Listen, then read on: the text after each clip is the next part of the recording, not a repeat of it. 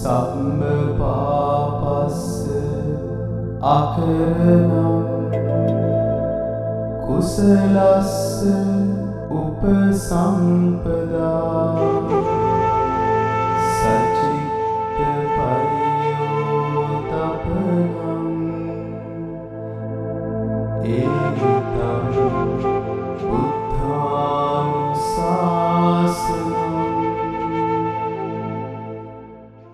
නමෝ තස්ස භගවතු අරහතෝ සම්මා සම්බුද්දස්ස. නමෝ තස්ස භගවතු අරහතෝ සම්මා සම්බුද්දස්ස. නමෝ තස්ස භගවතු අරහතෝ සම්මා සම්බුද්දස්ස. සියලුම දෙනාට තෙරුවන් සරණයි.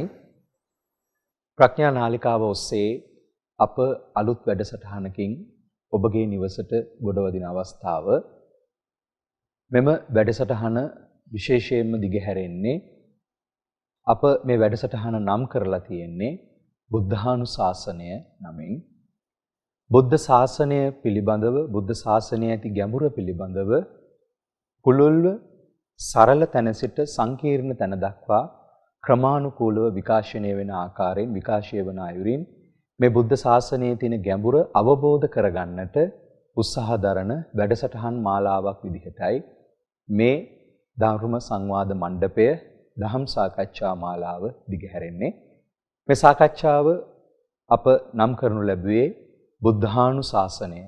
එවත් බුද්ධ ශාසනය තථාගත බුදු පියාණන් වහන්සේ විසින් ජීවමාන කළා වූ නවාංග ශාස්ත්‍රූ ශාසනය ගුරු කරගෙන ඒ උතුම් නවාංග ශාස්ත්‍රූ ශාසනයේ ගැඹුර එහි තිබෙන යථාර්ථය ප්‍රායෝගිකව අත්දකින්නට අවබෝධ කරගන්නට ප්‍රඥා ගෝචරව ඒ යථා ධර්මය ජීවිතයට එකතු කරගන්නට ඔබට අපට හැම කෙනෙක්ටම යහපත අභිවෘද්ධිය සලසගෙන තුම් නිර්වාණ අවබෝධය කියන කාරණාව මුදුන්පත් කරගන්න ඒකායන බලාපොරොත්තුවෙන් තමයි මේ උතුම් වැඩසටහන මෙතෙන් පටන් දිගහැරෙන්නේ. තථාගතයන් වහන්සේ නැමැති මහා ශෛලමය පර්වතයෙන් ගලා බස්නා වූ උතුම් වූ අමා මහ නිවන මහා සමුද්‍රය නම් වශයෙන් අවසන් කොට ඇත්තා වූ තුම් නිර්වාණ අවබෝධය අවසන් කොට ඇත්තා වූ ආර්ය අෂ්ටාංගික මාර්ගයේ නැමැති මහා ගංගාව සිහිල් දිය දහර ඒ උතුම් බුද්ධ වචනය ගුරු කරගෙන ආර්ය අෂ්ටාංගික මාර්ගය පෙරදරි කරගනිමින් උතුම් බුද්ධ වචනය පෙරදරි කරගෙන ඒ උතුම් බුද්ධ වචනය බොහෝ කාලයක් চিරාත් කාලයක් පවතිවා කියන ඒ උදාහන පාඨය උදාහන වාක්‍ය ගුරු කරගනිමින් මෙතෙන් පටන් අප බලාපොරොත්තු වෙනවා තථාගතයන් වහන්සේගේ ඒ උතුම් බුද්ධ වචනය අවබෝධ කරගන්නට ඒ බුද්ධ වචනේ ගැඹුර දකින්නට සරල තැන සිට සංකීර්ණ තැන දක්වා මේ ධර්මයේ තිබෙන ගැඹුර සංස්පර්ශ කරන්නට තවත් පැතිකඩකින් මේ වැඩසටහන අපි මෙහෙවන්ට බලාපොරොත්තු වෙන්නේ. මේ ධර්ම සංවාදයේ සිද්ධ කරන්නට මේ උතුම් ධම් සාකච්ඡා මාලාව අපත් සමග සිදු කරන්නට අප හා සහ සම්බන්ධ වෙනවා. මේ අවස්ථාවට වැඩමවා වදාලා ගෞරවනීය වන්දනීය ගොතටුවේ රේවත ස්වාමිපාදයන්න් වහන්සේ. උන්වහන්සේව මේ මොහොතේදී මම ගෞරව නමස්කාර පූර්වකව පිළිගනු ලබනවා. ඒ වගේම උන්වහන්සේ සමග මේ වැඩසටහන් මාලාව තවත් වැඩසටහනක් විදිහට පමණක් නොවේ. මේ වැඩසටහනේ මූලිකම බලාපොරොත්තුව අපේ බුද්ධ ශාසනයේ ඉගැන්වෙන සත්‍විස් බෝධිපාක්ෂික ධර්මයන් පිළිබඳව ඒ ආර්ය අෂ්ටාංගික මාර්ගය චතුරාර්ය සත්‍ය ධර්මයේ ඇතුළු සත්‍විස් බෝධිපාක්ෂික ධර්මයන් ප්‍රධාන වෙච්ච ඒ ප්‍රධාන පෙළ හෙවත් බුද්ධ ශාසනයේ හරය තිබෙන ගැඹුර සාකච්ඡා කරන්නට ඒ සාකච්ඡාව දිගින් දිගට පවත්වා ගන්නට උන්වහන්සේත් සමග අප බලාපොරොත්තු වෙනවා. ඉතින් අද දවසේදී මේ වැඩසටහනට ප්‍රවේශයක් කරගනිමින් තවත් පැතිකඩකින් මම මේ කාරණාව ඔබත් සමග සාකච්ඡා කරන්නට බලාපොරොත්තු වෙනවා විග්‍රහ කරගන්නට. මේ මොහොතේ ලංකාද්වීපයේ පුරාවට පැතිරී තිබෙන ඒ වගේම මේ මොහොතේ මුළු ලංකාද්වීපයේ සමස්ත ලංකා වාසීන් හැම කෙනෙක්ම මේ මොහොතේ රටේ ඇති වී තිබෙන උද්ගත වෙලා තියෙන වාතාවරණයත් සමග යම්කිසි ආකාරයක බියජනක සහ ඒ වගේම අස්ථාවර ස්වභාවයක පසුවන මොහොතක් තමයි අපි මේ මොහොතේ ගත කරමින් සිටින්නේ. ඉතින් මේ අවස්ථාවේදී මේ තිබෙන වාතාවරණයට මුහුණ දෙමින් බුද්ධ ශාසනය අනුගමනය කරන පිරිසක් විදිහට බුද්ධ ශාසනය අවබෝධ කරගන්න උත්සාහවන්ත වෙන පිරිසක් විදිහට මේ අවස්ථාව හා අපි කොහොමද මුහුණ දෙන්නේ කියන තැන ඉඳලා ඒ වගේම මේ බුද්ධ ශාසනයෙන් කෙනෙක්ට ගන්න පුළුවන් ඵල ප්‍රයෝජන හරියට මේ වගේ අවස්ථාවකදී කොහොමද අපි තෝරා ගන්න ඕනේ කොහොමද අපි මේ අවස්ථාවන් අවබෝධ කරගන්නේ කියන තැන ඉඳලා මේ සාකච්ඡාව ගෙනියන්නට අපි කැමතියි. එක්තරා වෙලාවක තථාගතයන් වහන්සේ ලෝකාන්තරික නරකය ගැන සාකච්ඡා කරන වෙලාවක තථාගතයන් වහන්සේ පෙන්නනවා ලෝකයේ යම් අඳුරක් ඇත්නම් මහා අන්ධකාරයක් ඇත්නම් ඒ අන්ධකාරයේ තියෙන තැනක් විදිහට ලෝකාන්තරික නරකය. හැබැයි ඒ ලෝකාන්තරික නරකයේ තිබෙන මහා අන්ධකාරයටත් වැඩිය සත්වයා ගිලී පැටලී සිටින අවිද්‍යා අන්ධකාරය ඒ මහා ලෝකාන්තරික නරකයේ තියෙන අන්ධකාරයටත් වැඩිය මහා විශාල වූ බව තථාගතයන් වහන්සේ බුද්ධ වචනේ සඳහන් වෙලා තියෙනවා. එහෙනම් මේ ලෝක සත්වයා සමස්තයක් විදිහට ගත්තාම සමස්ත ලෝක සත්වයාම මහා ඝන අවිද්‍යා අන්ධකාරයක පැටලී සිටිනවා. ප්‍රශ්නේ තියෙන්නේ මේ අවිද්‍යා අන්ධකාරය අවබෝධ නොකරන තාක්කල් මෙහි තිබෙන ගැටලුව ප්‍රායෝගිකව නොදකින තාක්කල් සත්වයන්ට මෙහි යථාර්ථයක් දැනගන්නට දැක ගන්නට හැකියාවක් නැහැ. මෙන්න මේ අවිද්‍යා අන්ධකාරයෙන් මුදවාලන්නටයි ලෝතුරු බුදු පියාණන් වහන්සේලා ලෝකේ පහළ වෙන්නේ. ලෝක සත්වයා කෙරෙහි මහා දයානුකම්පාවක් මුල් කරගෙනයි බුදු පියාණන් වහන්සේලා මේ ලෝකේ පහළ වෙන්නේ. එහෙම බුදු පියාණන් වහන්සේ නමක් පහළ වුණාට පස්සේ සම්බුද්ධෝත්පාද කාලයක් පහළ වූාට පසුව ඒ පහළ වෙච්ච බුදු පියාණන් වහන්සේගේ තථාගත ශ්‍රී සද්ධර්මය යමෙක් යථාර්ථයෙන් හරියට අවබෝධ කරගන්නවා නම් එසේ අවබෝධ කරගන්න පුද්ගලයන් අකුප්පායි මේ චේතෝ විමුක්තිය අයමන්ති මාජාති නත්ති දහනී පුනබ්බහෝ කියන ඒ චිත්ත විමුක්තිය අකම්පේ භාවයට පත් කරගන්නා උතුම් අවබෝධය පූර්ණේ කරගන්නට උත්සාහවන්ත වෙන පිරිස් ඒ අවබෝධය පූර්ණේ කරගත්තොත් ඒ පූර්ණේ කරගන්නා උත්තමයන් වහන්සේලා මහරහතන් වහන්සේලා විදිහට හඳුන්වනවා. එසේ අවබෝධය පූර්ණ කරගත්ත මහරහතන් වහන්සේලා වැඩ සිටිය ශාසනයක් තමයි මේ උතුම් බුද්ධ ශාසනය ගෞතම සම්මා සම්බුද්ධ ශාසනය. ඒ සම්මා සම්බුද්ධ ශාසනයේ නාමයෙන්ුයි අපි තවමත් මේ හැම කෙනෙක්ම ඒ ගෞතම සම්මා සම්බුද්ධ ශාසනය පවතින යුගයේ මේ වැඩ වාසය කරන්නේ. එහෙනම් අපි උත්සාහවන්ත වෙන්න ඕනේ මේ තථාගත ධර්මය තථාගතයන් වහන්සේ නැමැති මහා ශෛලමය පර්වතයෙන් ගලා බස්නා වූ නිවන නැමැති සමුද්‍රය අවසන් කොට ඇත්තා වූ නිවන නැමැති සමුද්‍රයෙන් අවසන් කොට ඇත්තා වූ ආර්ය අෂ්ටාංගික මාර්ගයේ නැමැති ඒ සිහිල් දිය දහරාව ආර්ය අෂ්ටාංගික මාර්ගයේ නැමැති ඒ ශ්‍රීමුක බුද්ධ දේශනාව අවබෝධ කරගන්නට මනුස්ස උප්පත්ති ප්‍රතිලාභයක් ලැබලා සිටින ඔබ සෑම සියලු දෙනා අප හැම කෙනෙක්ම උත්සාහවන්ත වෙනවා නම් මං හිතන්නේ මේ තියෙන සියලුම ප්‍රශ්නවලට විසඳුම ඒ ඔස්සේ අපිට ලබා ගන්නට හැකියාවක් ලැබෙයි. ලෝකයේ තියෙන ධර්මතාවය අපි හැම කෙනෙක්ටම පොදුයි. ලෝකයේ හටගත්තෝ යමක් ඇතනම් විපරිණාමයටපත් වෙලා විනාශයටපත් වෙන ධර්මතාවය තුලයි අපි ජීවත් වෙන්නේ. ඒ ධර්මතාවය තුල තියෙන මතුපිට යථාර්ථය දකිමින් මෙහි ගැඹුර අවබෝධ කරගන්නට අපි ටිකෙන් ටික උත්සාහවන්ත විය යුතුයි. මං හිතන්නේ ප්‍රඥා ඥාලිකාවේ මූලිකම අරමුණත් ප්‍රධානම දැක්ම විදිහට සඳහන් වෙන්නේ අප සෑම සියලු දෙනාගේ ලෝක සත්වයන්ගේ සම්මා දිට්ඨිය පෙරදරි කරගෙන සම්මා දිට්ඨිය ප්‍රබල කරන්න සම්මා දිට්ඨිය බලගන්වන්නට සම්මා දිට්ඨිය අවබෝධ කරගන්නට ශ්‍රාවක ප්‍රේක්ෂක ජනතාවට උදව් උපකාර කිරීමයි. ඉතින් ඒ අරමුණ පෙරදරි කරගෙනයි මේ නාලිකාව ක්‍රියාත්මක වෙන්නේ. ඒ නාලිකාව තුල ක්‍රියාත්මක වෙන තවත් එක්තරා වැඩසටහනක් විදිහට මේ බුද්ධානුශාසනය කියන මේ වැඩසටහන අපි මෙතෙන් පටන් ඔබත් සමග දිගහරින්නේ.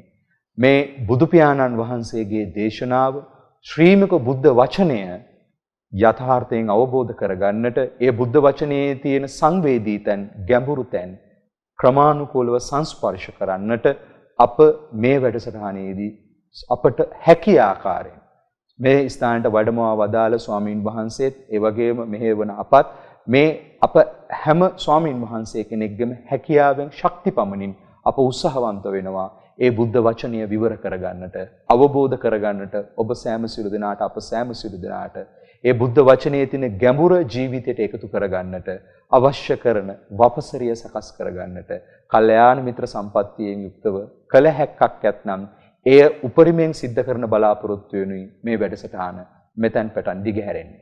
ඉතින් පින්වතුනි අද දවසේ මම මේ වැඩසටහනට තනිව සම්බන්ධ වනවා නොවේ. මම කලින් සඳහන් කළ පරිදි අපත් සමග අපේ අති ගෞරවනීය ගොතටුවේ රේවත ස්වාමිපාදයන්න් වහන්සේ උන්වහන්සේ මේ අවස්ථාවේදී ගෞරව නමස්කාර පූර්වකව පිළිගනිමින් මම උන්වහන්සේට මේ මොහොතේදී ආරාධනා කරනවා විශේෂයෙන්ම මේ වැඩසටහන තුල අපත් සමග මේ කටයුතු සිද්ධ කරගෙන යන්න සම්පත්දායකත්වය ලබා දෙන අනුග්‍රහකත්වය ලබා දෙන ධර්ම අවබෝධයෙන් සුපෝෂිත ස්වාමින් වහන්සේ නමක් උන්වහන්සේත් සමග මේ කාරණාව තවදුරටත් විග්‍රහ කරගන්න සාකච්ඡා කරගන්නට බලාපොරොත්තු වෙනවා.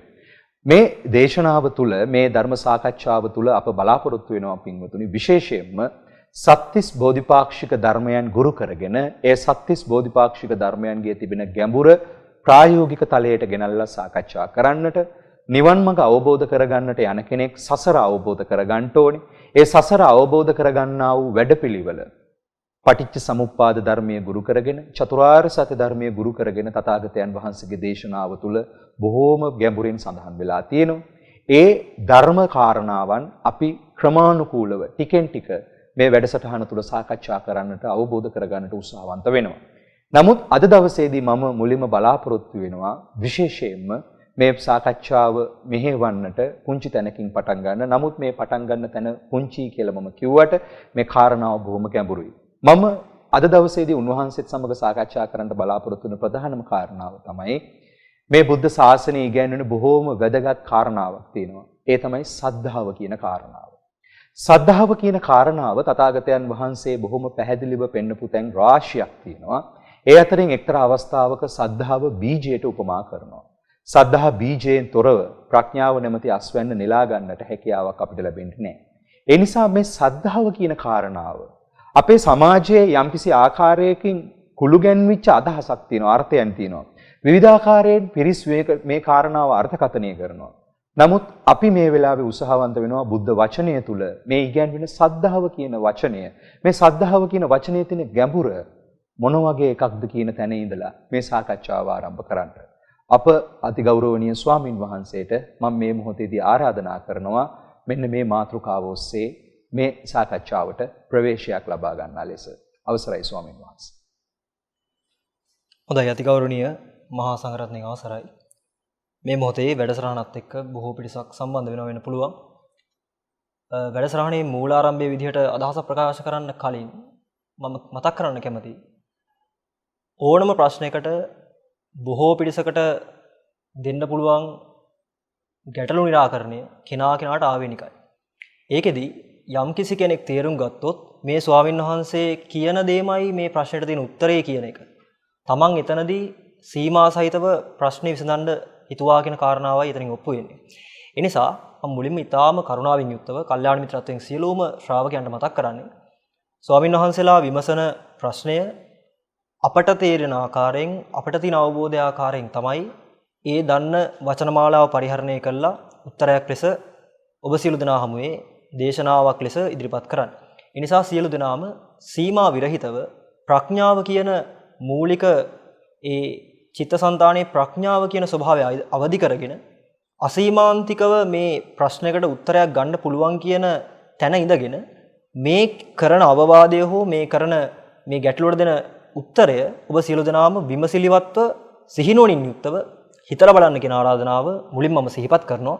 නැත්නම් ඔබ දන්නේම නැතුව අනිවාර්යෙන්ම මේ ප්‍රශ්නයකට තියෙන්නේ මේ උත්තරේමයි කියන එකෙන් ඔබේ හිත කොටු වෙන්න පුළුවන් කියන කාරණාව මුලින්ම මතක් කරලා ඉතින් ස්වාමි පාදයන් වහන්සේ මුලින් මතක් කරා වගේ සාමාන්‍යයෙන් සම්බුද්ධ ශාසනයක් ලෝකේ ජීවමාන වන කාලේ ශ්‍රද්ධාව කියන මූල බීජය කිසියම් චිත්තසංතානයක රෝපණය වුණේ නැත්තම් ඒ චිත්තසංතානය සරු බිමක් ලෙස අපිට වගා කරගන්න අවස්ථාව ලැබෙන්නේ නැති මට්ටමක තියෙන.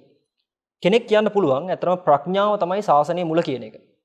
ඇත්තම සියලු දෙනාටම මේක මම තේරෙන්න මතක් කළොත් ශ්‍රද්ධා, වීරිය, සති, සමාධි, ප්‍රඥා කියන පංච ඉන්ද්‍රිය ධර්මයක් ශාසනය විස්තර කරනවා. මේකෙදි ශාසනය තුල මතක් කරන්නේ 5 දෙනෙක් ඇහැරිලා ඉන්නකොට 5 දෙනෙක් නිදාගෙන ඉන්නවා. ඒ නිදාගෙන හිටපු 5 දෙනා ඇහැරෙනකොට අර ඇහැරලා හිටපු 5 දෙනා නිදා ගන්නවා කියලා. මේකේ ව්‍යංග අර්ථයක් මෙහි මතක් කරාට මේකේ තියෙන ගැඹුරු අර්ථය තමයි ඇත්තටම කාමච්ඡන්ද ව්‍යාපාද තීන මිද්ද උද්ධච්ච කුක්කුච්ච විචිකිච්ඡා කියන නීවරණ ධර්මයෝ අවදි වෙලා ඉන්නවා නම් ඒකාන්තයෙන්ම සක්සුදක්සේ ඒ කෙනාගේ හිතේ ශ්‍රද්ධා වීරිය සති සමාධි ප්‍රඥා කියන ඒ 5 දෙනා නිදාගෙන ඉන්නේ. ඒක අනික් කාරණාව යම් කිසි දවසක කෙනෙක් ශ්‍රද්ධාව වීරිය සතිය සමාධිය ප්‍රඥාව කියන 5 දෙනාව අවදි කරගන්න දක්ෂ වුණොත් එයාට ආගේ දෙසරයක් හිතන්න අවශ්‍ය නැහැ. එයාගේ හිතේ මේ මොහොතේදී කාමච්ඡන්ද ව්‍යාපාද තීන මිද්ද උද්ධච්ච කුක්කුච්ච විචිකිච්ඡා කියන පංච නීවරණ ධර්මයන් අනිවාර්යෙන්ම නිදාගෙන ඉන්නේ. මෙතනදී ඔබ සියලු දෙනාම ප්‍රඥාවන්තව විමසනවා නම් ඔබ සියලු දෙනාම අනිවාර්යෙන්ම ශාසනයක් කියලා හොයනවා ඇත්තේ. නිවීමක් සම්බන්ධව හිතනවා ඇත්තේ. ඒ වෙනුවෙන් ප්‍රතිපදාවක් පුරනවා ඇත්තේ. මම හිතනවා අනිවාර්යෙන්ම හිතේ සැහැල්ලුවක් සැනසීමක් ලබා ගැනීමේ මූලික අභිලාෂයෙන් වෙන්න පුළුවන්. සමහර කෙනෙක් මම නිවන් දකින්න ඕනේ කියලා කොච්චර වචනෙන් කිව්වත් සමහරලාට ප්‍රශ්න යොමු කළොත් ඔබ හිතන් ඉන්න නිවන මොන වගේද කියලා. ඒ කෙනාට ඍජු උත්තරයක් දෙන්න බැරි වෙන්න පුළුවන්. හැබැයි සියලුම දෙනා විශේෂයෙන්ම බෞද්ධ සමාජයේ වේවා අන්‍යාගමික පින්වතෙක් හෝ පින්වතියක් වේවා තමන්ගේ ජීවිතේ ඕනෑම කර්තව්‍යකින් ඕනෑම කටයුත්තකින් අඩුම ගානේ හිතන සිතුවිල්ලකින් හරි ඒ සියලු දෙනාගේම හිත ඇතුලේ තියෙන බුරබුරා නැගෙන අදහස තමයි මේ මොහොතට වඩා ඊළඟ මොහොතේ නිවීමක් ලැබෙන්න නම් හොඳයි කියන එක. ඉතින් මම මුලින්ම මෙතනදී මෙහෙම යෝජනාවක් කරන්නම්. අපි නිවන් දකින්න යම් දහමක් හෝ කතාවක් අහනවට වඩා සියලු දෙනාටම තේරෙන මට්ටමේ දෙයක් තියෙනවා. ඒ තමයි මම මේ මොහොතේ හිටියට වඩා ඊළඟ මොහොතේදී නිවුණද නැද්ද කියන එක. ඒකෙදී මූලිකවම අපේ ස්වාමීන් වහන්සේ මුලින් මතක් කරා වගේ අකුප්පාමේ චේතෝ විමුක්තිය චක්කුං උදපාදි ඥානං උදපාදි ආදී වශයෙන් තථාගතයන් වහන්සේලා ධම්මචක්ක පවත්වන සූත්‍ර දේශනාවලදී ඊටාම රමණීයව පෙන්නපු මේ අකෝප්‍ය වූ චේතෝ විමුක්තිය කියන කාරණාව කෙනෙක් වචනාර්ථයට එහා ගිහලා තේරුම් ගන්න හදනවා නම් අකෝප්‍යයි කියන වචනයට තියෙන ඊටාම සරල සිංහර සෑම දිනාටම වැටහෙන ඊටාම රමණීය අර්ථය තමයි අකම්පිතයි කියන කාරණාව. ඇත්තරම පින්වත්නි අපි සියලු දෙනාම කතා බහ කරලා හෝ මේක හිතෙන් හෝ ගවේෂණය කරලා හොයන්න තියෙන්නේ මේ වෙන සිද්ධිදාමයක් හෝ අපේ තියෙන ජීවන රටාව තුල හෝ අපි කතා කරන වෙලාවක හෝ අපි ක්‍රියාත්මක වෙන වෙලාවක හෝ යටත් පිළිසෙන් අපි සාමාන්‍ය ජීවිතේ මොනම වැඩක් හෝ කරන වෙලාවකදී අපේ හිත කම්පිතයිද අකම්පිතයිද කියන කාරණාව. මෙන්න මේ කාරණාව හරියට කෙනෙක් ගවේෂණය කරන්න දක්ෂයි නම් ඒ කෙනා අනිවාර්යෙන් මූලික ශ්‍රද්ධා මට්ටමක ඉන්නවා. ඊට එහා පැත්තේ බොහෝ පිරිසකට වචන මාත්‍රයෙන් කියන්න පුළුවන් මම සිහියෙන් ඉඳමින් මම කම්පා නොවෙමින් මේ ලෝකෙ ගනුදෙනු කරනවා කියන එක. නමුත් එයා තාර්කිකව ප්‍රඥාවන්තව ඒ කාරණාව හරියට හොයලා බලලා එයා වටහා ගත්තේ නැත්නම් ඇත්තරම මම මේ වචනයක් විතරද මේ අකම්පා වෙලා මම ඉන්නවා කියලා කියන්නේ කියන එක. එයා සරලවම එයාගේ ජීවිතේ ඊටාම දරුණු මට්ටමේ කම්පාවකින්මයි ජීවත් වෙලා තියෙන්නේ. මේකෙදී ඔබ වහන්සේ මතක් කරා වගේ ඊටාම මෑතකදී දවස් කිහිපයක් නෑ මම හිතන්නේ තාම සතියකමාරක් විතර ගත උනේ ලංකාද්වීපයට අපි මතක් කරා වගේ යම්කිසි ව්‍යසනයක් සිදු වුණා. මේකෙදී මම සිහිපත් කරන්න සූදානමක් නැහැ. ඒක කලේ කවුද? ඒකට මුහුණ දුන්නේ කවුද කියන එක. අපි හැමෝම සිහිපත් කරගන්න ඕන කාරණාව මෙතනදී අපි ගත්තොත් මේ වෙච්ච සිද්ධිය මූලික කරගෙන බෝම්බයක් පිපුරුණා කියන තැනදී ඔබ අහන මේක බලන ජනතාව විදිහට ඔබ තීරණය කළ බලන්න හිතින් අහලා බලන්න අවංකවම ඒ මොහොත තුල ඔබේ හිත අකම්පාවකද තිබ්බේ නැත්නම් ඔබේ හිත මේ මොහොතේ කම්පා වුණාද කියන එක. ඔබේ හිත කම්පා වුණා කියලා ඔබට අනිවාර්යයෙන්ම තේරෙනවමයි. වෙන කවුරු ඉස්සරහා වුණත් hina වෙවි කිව්වත් මට නම් කිසි ප්‍රශ්නයක් නෑ. අපේ කවුරුත් මේකට අහුුනේ නෑ ආදි වශයෙන් හෝ අපේ කවුරුත් මේකේ මරණයටපත් වුනේ නෑ හෝ ආදි වශයෙන් මොනවා කිව්වත් උඩට පෙන්නන මුහුණට වඩා තමන්ගේ හිතේ තියෙන මුහුණේ ඡායාව හරියට විමර්ශනය කරා නම් මේ මොහොතේ සමහරවිට මේ දැනටත් මේ කතාව මම මෙහෙම කියනකොටත් කෙනාගේ හිතේ කම්පාව බුරුබුරා නැගෙනව වෙන්න පුළුවන්. ඒ නිසා මම මෙතනදී මූලිකව ශ්‍රද්ධාව කියන එකේ වචනාර්ථයට සීමා නොවි මේකේ මම එක්තරා හැඟීමක් කියන්නම් ඔබ සියලු දෙනාටම ප්‍රඥාවෙන් විමසනවා නම් හැමෝටම තේරුම් ගන්න පුළුවන්. ඊට සාමාන්‍යයෙන් අපි සියලු දෙනාම හිතන් ඉන්න ආකාරය තමයි මේ ලෝකයේ තුල ජීවත් වෙන ජීවන රටාව තුලම සැනසීමක් සැපක් ලැබෙනවා නම් හොඳයි කියන එක. ඒක මටත් ඔබ සියලු දෙනාටම පොදු කාරණාවක්. ඒ නිසා තමයි සාමාන්‍යයෙන් සියලුම ජනතාව තමන්ට කාටවත් අත නොපා සාමාන්‍යයෙන් සමාජ සම්මතයේ තියෙන අපි සාමාන්‍ය ඉංග්‍රීසි භාෂාව කියනවා නම් ethical values කියලා කොටසක් පෙන්වන්නේ. ඒ කියන්නේ සමාජ සදාචාරය කියන කොටස.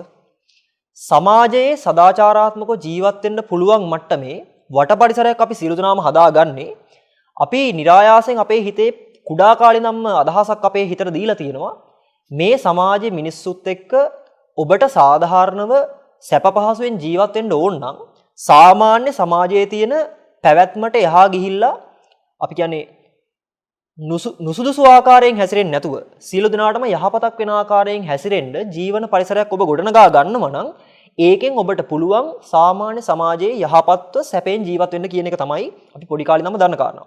ඒ නිසා තමයි බොහෝ පිරිසක් විශේෂයෙන්ම ලාංකික ජන සමාජයේ ඉගෙනීමට මුල් තැනක් දීලා පුළුවන් තරම් හොඳට අධ්‍යාපනය ලැබලා අම්මලා තාත්තලාගේ සෙවණේ ආචාර ගරු ධර්ම ඉගෙනගෙන අවවාද අනුශාසනා මැද්දේ සාමාන්‍යයෙන් තරුණයෙක් තරුණියක් මේ සමාජයට දායද වෙන්නේ.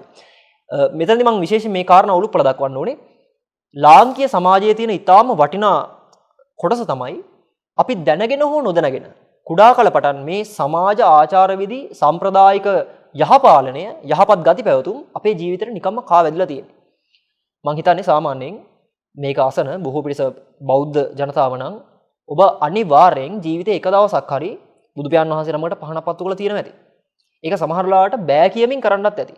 නමුත් බෑ කියමින් හෝ අම්මලා තාත්තලාගේ තියෙන වදේ නිසා හෝ ඔබ කරලා තියෙනවා නම් ඔබ දන්නේ නැතුව හරි මේ ශාසනයේ තියෙන යම්කිසි ප්‍රතිපදාවකට හික්මින්න උපනිෂයක් කරන් තියෙනවා. නමුත් මේක අපි මීට එහා ගිහිල්ලා ප්‍රඥාවන්තව මීට එහා ගිහිල්ලා කෙනෙක් මේ කටයුත්ත සම්බන්ධව හිතනවා නම් යම් දවසක් යාට එයි කවුරුත් මේකට බල කරන්නේ නැතුව තමන්ගේම තියෙන નિરાයාස හැඟීමෙන් මම ගිහිල්ලා පහන පූජා කරනවා කියන මට්ටමට එන. ඒක කාලයත් එක්ක සිද්ධ වෙයි.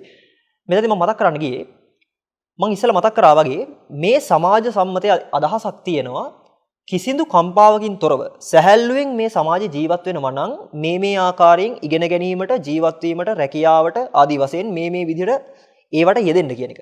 ඒ කියන්නේ අධ්‍යාපනය මේ විදිහට ලබන්න එතකොට මේ වගේ රසාවක් ලැබෙයි. මේ වගේ කාන්තාවක් සරණ පාවා ගන්න මේ වගේ ජීවිතයක් ලබා ගන්න පුළුවන් වෙයි. මේ වගේ තරුණයෙක්ව විවාහපත් කරගන්න තමන්ට ජීවිතේ සාර්ථක කරගන්න පුළුවන් මේ ආදී වශයෙන් බොහෝ කරුණු කාරණා තියෙනවා සමාජීය පැත්තේ. මෙතන මම මතක් කරන්න ගිය කාරණාව මෙන්න මේක. අපි නිකමට කල්පනා කරලා බැලුවොත් සාමාන්‍ය මිනිස්සෙක් වේවා 31 ලෝක තලයක් කියලා බුදු පියාණන් වහන්සේලා මතක් කරපු මේ සක්වලක් තුල යම් තැනක සත්ව කොට්ටාසයක් ජීවත් වෙනවා නම් ඒ සත්ව කොට්ටාසයේ සියලුම සත්ව කොට්ටාසය අපිට එළියෙන් බැලුවොත් බෙදන්න පුළුවන් විශේෂයෙන්ම තුන් පැත්තකට. එකක් තමයි කාම ලෝකේ ඉන්න පිරිස. අනිත් එක තමයි රූප ලෝකේ ඉන්න පිරිස. අනිත් පිරිස තමයි අරූප ලෝකේ ඉන්න පිරිස. කාම රූප අරූප කියන තුන් භවයේ තුන් ලෝකය තුල ඉන්න සියලුම සත්වෝ එළියෙන් බැලුවොත් කෙනාට තේරුම් ගන්න පුළුවන් දෙවියෙක් වගේ නෙමෙයි බ්‍රහ්මෙක් කියන එක. බ්‍රහ්මෙක් වගේ නෙමෙයි තිරිසනෙක් කියන එක. මේ කවුරුත් වගේ නෙමෙයි සාමාන්‍ය මිනිසෙක් කියන එක සාමාන්‍ය පොඩි දරුවෙක්ට පවා තේරුම් ගන්න පුළුවන් බාහිර ස්වරූපය දැකලා. මෙතනදී මම මෙන්න මේ කාරණාව මතක් කරන්නම්. තථාගතයන් වහන්සේලා අකෝප්‍ය වූ චේතෝ විමුක්තිය පෙන්වන්නේ මේ වචනේ මරගෙන බලන්න. විමුක්තිය පෙන්වන්නේ ශරීරයේ පැත්තකින් නෙමෙයි. කය පැත්තකින් නෙමෙයි මෙතන විමුක්තිය පෙන්වන්නේ බුදු පියාණන් වහන්සේලා හැම තැනම මතක් කරන්නේ චිත්තය කියන තැන විමුක්තියක් බලන්න කියන එක. බුදු පියාණන් වහන්සේලාගේ අවවාදයේ අනුශාසනාව මේ වැඩසටහනෙත් මූලික මාතෘකාව විදිහට තබන්න යෙදිච්ච බුද්ධානුශාසනාව කෙනෙක් අහනවා නම් ස්වාමීන් වහන්සේ මොකක්ද ඔබ වහන්සේ හිතන විදිහට බුද්ධානුශාසනාව කියලා මම හිතන එකට වඩා තථාගතයන් වහන්සේලා පෙන්නපු අර්ථෙම තියෙන්නේ. සබ්බ පාපස්සකරණං කුසලස්ස උපසම්පදා සචිත්ත පරියෝදපණං ඒතම් බුද්ධානුශාසනං. මෙතන හොඳට තේරුම් ගත යුතු කාරණාව සියලු පවින් වැළකෙන්න. එතන හොඳට තේරුම් ගන්න සියලු පවින් අපිට નિરાයාසයෙන් වැළකෙන්න බෑ. මෙතන බුදු පියාණන් වහන්සේලා අර්ථ පෙන්නලා තිනවා ලස්සන්ට සියලු පාපෙන් වළකින්න ඕනෑ කියලා. වැළකේවි කියලා කොහෙවත් නෑ උතන. සියලු පාපයන්ගෙන් වැළකී යුතුමයි. කවුරු හරි කෙනෙක් හිතන් ඉන්නවා නම් අපි විශේෂයෙන් නම් පව් කරන්නේ නැහැ හඳුරන්නේ. ඒ නිසා විශේෂයෙන් පින් කරන්න දෙයක්වත් නැහැ. ඒ ආදී වශයෙන් සිතුවිල්ලක ඉන්නවා නම් ඒක සරලවම තමන්ගේ හිතේ හදාගත්ත දෙයක් මිසක යථාර්ථය ඒක නෙමෙයි. ඒක මම තව ටික වෙලාවකින් ඔප්පු කරලා පෙන්නන්නම් මෙතන මොකද්ද මේ කියන කතාවේ අර්ථය කියන එක. අකම්පිත වීම සහ මම මේ කියපු කතාවේ සම්බන්ධය මම තව ටිකකින් පෙන්නන්නම්. දෙවැනි එතන පදයෙන් බුදු පියාණන් වහන්සේලා මතක් කරේ කුසලස්ස උපසම්පදා. මෙතන කියන්නෙත් නෑ කුසලයේ උපසම්පදා වේවි කියලා. නිරායාසයෙන් කුසලයක් උපසම්පදා වෙනවා කියලා කොහොමවත් පෙන්වන්නේ නෑ. මේ තියෙන සූත්‍රය අපි මේ ගලා යන රිද්මයට ගියොත් කුසලයේ උපසම්පදා කරගන්න වෙනවා. නැත්තම් කුසලයේ රැස් කරගන්න වෙනවා. ඕක තව සරල කරොත් එහෙම පින රැස් කරන්න වෙනවා. පින් කෙරෙන්නේ නැහැ. පින කරන්න වෙනවා. එතන තමන් ඊටාම දරුණු ආයාසයක් හිතට දාලා පින කරන්න වෙනවා. තුන්වෙනි තැන තමයි ඔය පදපේලියේ තුන්වෙනි අර්ථය පෙන්වන්නේ සචිත්ත පරියෝදපණ. මෙතන හොඳට අර්ථය ගන්න මේ සචිත්ත කියන අර්ථය මම කියවලා තියෙන සමහර මූලාශ්‍ර දෙමට අහුවෙලා තියෙනවා. මේක විභේදනය කරලා ගත්ත විදිහ. මෙතන පෙන්වන්නේ ස්වචිත්ත කියන එකෙන් තමයි සචිත්ත කියන එක අර්ථ දක්වලා තියෙන්නේ. සාමාන්‍ය පාලි භාෂාවෙන් ගත්තත්. මෙතන ස්වචිත්ත කියන අර්ථය බුදු පියාණන් වහන්සේලා මෙතන සචිත්ත කියන වචෙන්ට කැටි කරන්නේ. එතන අනිවාර්යයෙන්ම පෙන්නනවා තමන්ගේ සිතුවිල්ල, තමන්ගේ චිත්තය නැත්නම් තමන්ගේ සිත හරියට দমনය කරගන්න කියලා. සාමාන්‍යයෙන් කම්පා වෙන සිතක ස්වභාවය තමයි, කම්පිත සිතක ස්වභාවය තමයි තමන්ට තමන්ගේ හිත පාලනය කරගන්න බෑ කියන අර්ථය. සාමාන්‍යයෙන් කම්පා වෙන මනසක් අරගෙන බලන්න, ඒ මනස හැමදාම තමන්ගේ පාලනයෙන් තොරවමයි හිතේ කම්පණය ගිහිල්ලා තියෙන්නේ. ඒ කියන්නේ මම සරලව කතාවක් කිව්වොත් බෝම්බයක් පිපුරුණා කියලා ආරංචියක් ආපු සැනින් කාගේවත් පිළිසරණකින් තොරව තමන්ටවත් නොතේරෙන මට්ටමින් හිත ගිනි ගන්න පටන් ගන්නවා. තමන් දන්නෙත් නැහැ ටික වෙලාවක් යනකම් ඇත්තටම මගේ හිත මෙච්චරලා ගිනි අරන් තිබ්බේ කියන එක. මෙතනදී බුදු පියාණන් වහන්සේලා මතක් කරේ තමන්ගේ සිත පාලනය වෙන්නේ නැහැ කවදාවත්. තමන්ගේ සිත පාලනය කර ගන්න වෙනවා. පැහැදිලිද මං කියන්නේ? තමන්ගේ සිත පාලනය කර ගන්න තාක් තමන්ට පුළුවන්කම ලැබෙනවා පවෙන් වැළකීලා ඉන්න. පවෙන් වැළකීලා හිත පාලනය කරගන්න තාක් තමන්ගේ හිත ගෝචර වෙනවා පිනකට තමන්ගේ හිත යොදවන්න. මේ අර්ථයෙන්ම කෙනෙක්ට මේක අහනකොට හිතෙන්න පුළුවන් එහෙමනොත් ස්වාමීන් වහන්සේ මේ ශාසනයේ ඔබ වහන්සේ කියන විදිහට කරන්න යමක් හම්බ වෙනවනේ දැන්. ශාසනයේ નિરાයාසයි කියලා පෙළ දහමෙත් සඳහන් වෙනවා නම් ඔක මම මූලාශ්‍රයක් මතක් කරන්න මහද්දන සූත්‍රයේ තථාගතයන් වහන්සේලා මතක් කරේ කීනාසව අරහන්තෝ ලෝකේ අනුස්සුකාති කියලා. ඒ කියන්නේ ශීනාශ්‍රව මහරහතුන් වහන්සේලා ලෝකයේ තුල ආශ්‍රව රහිත නිසාම ශීනාශ්‍රව වෙච්ච නිසාම කිසිදු අකුසල ලාමක ධර්මයක් හිතේ ගවේෂණය නොවන නිසාම උන්වහන්සේලා ස්වභාවයෙන්ම මේ ලෝකෙ තුලින් નિરાයාසයෙන් කියන එක. මෙතනදී කවුරු හරි උත්තමයෙක් හෝ උත්තමාවියක් මූලික ප්‍රතිපදාවේ හික්මිලා තමන්ගේ සිත කම්පනයක් නොවන මට්ටමින් අකම්පිත මට්ටමට තමන්ගේ හිත ගේන්න යම් දවසක සද්ධර්ම ශ්‍රවණයක් කරලා දෘෂ්ටිය පිරිසිදු කරගෙන සෝතාපන්න ඵලය සාක්ෂාත් කර ගනිද්දී මේ කාරණාව හොඳට හිතලා බලන්න කියන කාරණේ මම මේ මතක් කරන්නේ. සෝතාපන්න ඵලය પ્રાપ્ત වෙන්න කලින් ඒ කෙනා දැකිය යුතුයි ශාසනයේ කෙලවර. හරියට මතක් කරොත් වචනාර්ථයෙන් ඇත්තරම කියනවා නම් සෝතාපන්න වෙලා රහත් වීම ලබනව නෙමෙයි. ඇත්තරම ප්‍රඥාව මුල් වෙලා රහත් බව තේරිලයි සෝතාපන්න වෙන්නේ. රහත් බව කියලා මම මෙතන අදහස් කරේ නිරෝධය දැකලාමයි කෙනෙක් සෝතාපන්න වෙන්නේ. ඒ නිසයි එයාට පරප්‍රත්‍යක් රහිත වෙන්නේ. මම හිතනවා පැහැදිලිද කියලා කාරණාව. මෙතනදී මම කියන්න ගියේ මම ඉස්සෙල්ලා කියපු පදපේලේ විවරණය මම කිව්වේ මුල ඉඳන් අගට. සියලු පින් කරන්න සියලු පාපෙන් වළකින්න හිත පිරිසුදු කරගන්න කියලා. ඔතන සියලුම තැන්වල ඊටාම දරුණු මට්ටමේ ආයාසයක් තියෙනවා. මම මේ දැන් කියනකොට උනත් ඔබ සියලු දෙනාම සිහිපත් කරගත්තා නම් මේ කාරණාව ඊපස්සේ නිකමට හිතලා බලන්න සාමාන්‍යයෙන් පව් නොකර ඉන්න පුළුවන්ද බැයිද කියන එක. කෙනෙක් හිතන්න පුළුවන් මේ මොහොතේ ඔබ වහන්සේ ඔහොම කිව්වට හාමුදුරනේ අපි සාමාන්‍යයෙන් පව් කරන්නේ නැහැ කියන එක. ඔබ හිතන් ඉන්න මට්ටමේ පාපයක් ගැන නෙමෙයි ශාසනය මතක් කරන්නේ. ඔබ සියලු දෙනාම පන්සිල් රකින්න වෙන්න පුළුවන්. මේ මොන හරි මේ ව්‍යසනයක් තුලදී තමන්ගේ තියෙන සියලුම වස්තුව පවා දන් දීලා ඒ ඇත්තන්ට උදව් කරා වෙන්නත් පුළුවන්. බාහිර සමාජයෙන් ඒක මහා ගුණධර්මයක් වෙන්නත් පුළුවන්. හැබැයි ඔබ සියලු දෙනාම තේරුම් ගන්න ශාසනය කියන තැනදී ඔබ ඔය හිතන් ඉන්න ගුණධර්ම කියන්නේ ලදරු පාසලේ මට්ටමවත් නෙමෙයි ශාසනය කියන මහා විශ්වවිද්‍යාලය ඇතුලේ. ඒක අපි තේරුම් ගත යුතු කාරණාවක්. මම ඒක මෙතනදී මෙහෙම ඔප්පු කරලා පෙන්නන්නම්. නිකමට මෙහෙම හිතන්න. සාමාන්‍යයෙන් කුඩා දරුවෙක්ට වුණත් හරියට හිත බැලුවොත් තරහ ගිය වෙලාවක තමන්ගේ හිත අවංකවම උත්තරේ ගත්තොත් සැහැල්ලු නැද්ද කියන එක. නැත්තම් සැහැල්ලුයිද බරයිද කියලා අපි හිතුවොත්. තමන්ගේ හිත කේන්ති ගිය වෙලාවක බරයිද සැහැල්ලුයිද කියලා ගත්තොත් සරලව මේ මොහොතේ ඔබට උත්තරය ඇවිල්ලා ඇති. ස්වාමීන් වහන්සේ අනිවාර්යයෙන්ම බර වැඩි. බර වැඩි කියන්නේම වික්ෂිප්තයිද වික්ෂිප්ත නැද්ද? වික්ෂිප්තයි. වික්ෂිප්තයි කියන්නේ තමන්ගේ හිත කම්පා වෙනවද කම්පා වෙන්නේ නැද්ද? කම්පිතයි කියන්නේ අකෝප්‍ය උචේතෝ විමුක්තියක්ද කෝප්‍ය උචේතෝ විමුක්තියක්ද? ඒ මට්ටමින් තේරුම් ගන්න පින්වත්නි යම් කිසි කෙනෙක්ට ගැටීමක් ආවොත් ඒ ගැටීම අනිවාර්යෙන් පාර කපන්නේ අකම්පිත වීමකට නෙමෙයි. කම්පණයෙන්ම කම්පා වෙන්නමයි. ඔබ මේ මොහොතේ හරියට කල්පනා කරා නම් ඇත්තටම මේ වෙච්ච මහා ව්‍යසනයේ පසකින් තබන්න මේ මොහොතේ යම් කිසි කෙනෙක් ඔබේ ගෙදරට ඇවිල්ලා මතක් කරොත් ඔබගේ ළඟම ඥාතියෙක් මේ මොහොතේ අසනීප වෙලා ඉන්නවා කියලා. ඔබ මේ මොහොතේ කම්පා වෙලා ඉවරයිද? බෝම්බේ ගැන කවර කතාවද ළඟම ඥාතියෙක් මේ මොහොතේ අපි නිකමට ගත්තොත් කලන්තේ දාන්න මට්ටමේ හිස කරගෙනවා කියලා හරි නිකමට හරි වචනයක් පිට කරොත් ඒ මට්ටමෙම තමන්ගේ හිත කම්පා වෙන්න ගන්නවා. මම මතක් කරන්න ගියේ මේක. ද්වේෂයේ පැත්ත අපි හැමෝටම තේරෙනවා අපි ඉන්නේ මහා කම්පාවක් කියන එක.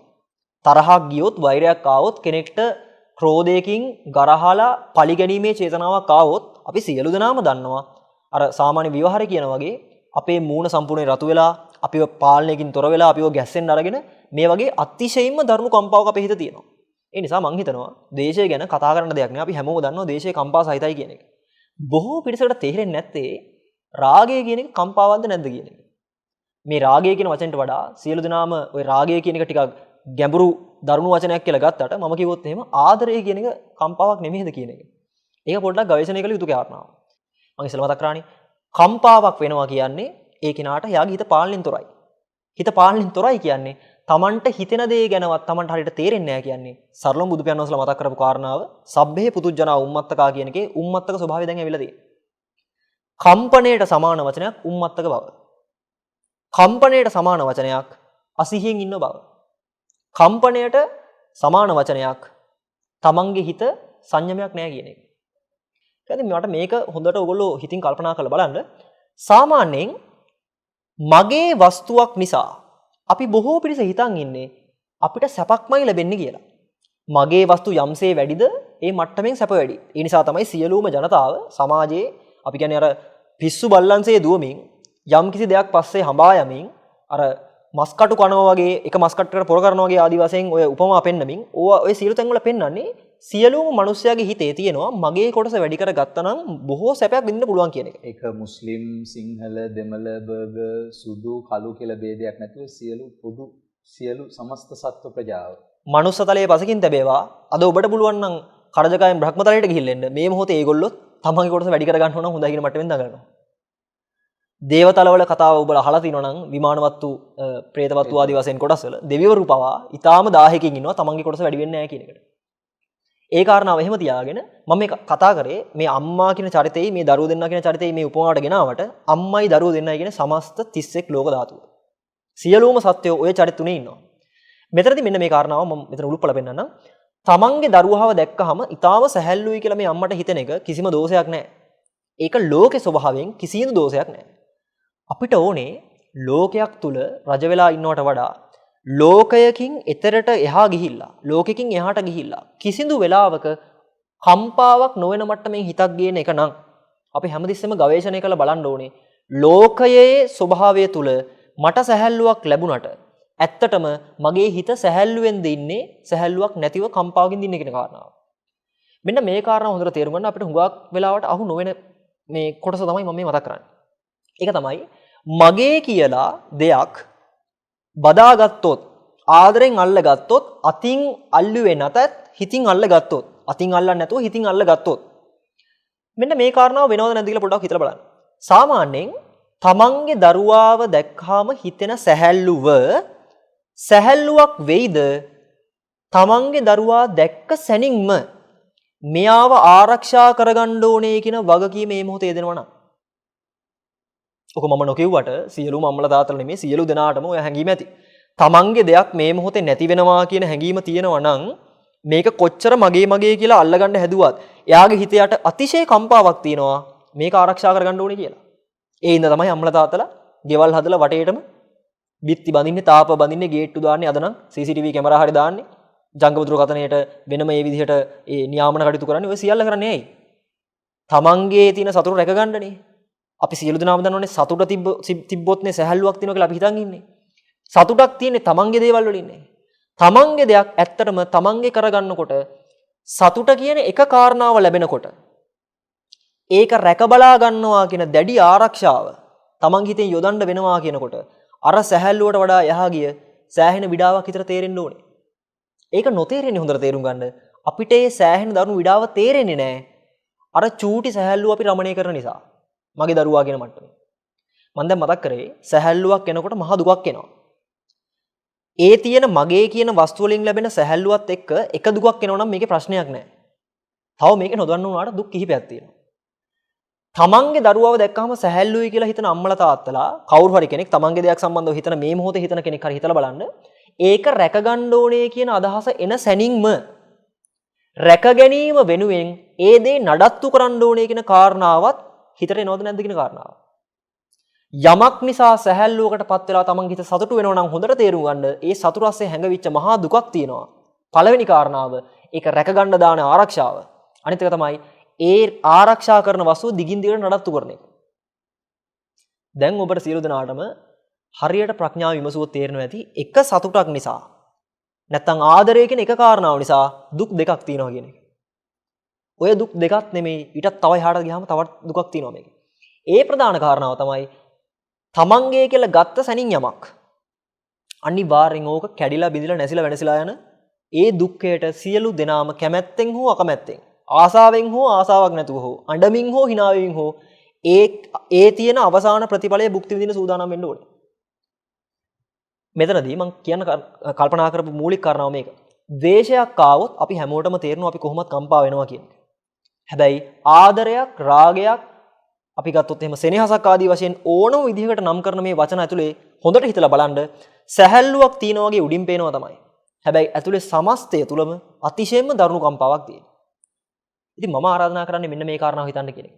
ඔබලා නිකමට හිතලා බලන්න මෙතුවක්කල් ජීවිතේ සද්ධර්ම ශ්‍රවණය කළ ඇති, බණ භාවනා කරනවා ඇති, ධානාදී භාවනා වඩනවා ඇති යම්ම දෙයක් ශාසනය කියලා යම්කිසි ප්‍රතිපදාවක් ඔබ වඩනවා නම්, වඩන්න හිතන් ඉන්නවා නම්, වඩලා තියෙනවා නම්, දැන් ඇති වෙලා නම් ඕන විදිහකින් තමන්ගේ ජීවිතේ හැඩගස්වාගත්ත විදිහක් එක්ක හිතලා බලන්න නිකමට එක මොහොතක් හෝ ඔබට තිබිලා තියෙනවද රාගයකින් හෝ දේශයකින් හෝ තොර මොහොතක්?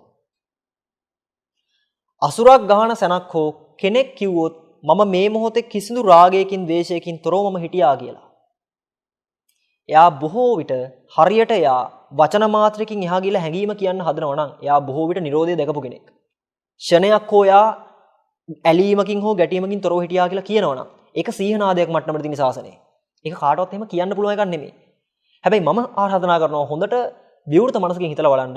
ඔබ බණ ඇහුවද, බණ නොඇහුවද, සත්තු මැරුවද, සත්තු නොමැරුවද, සිල් රැක්කද, සිල් රැක්කේ නැද්ද?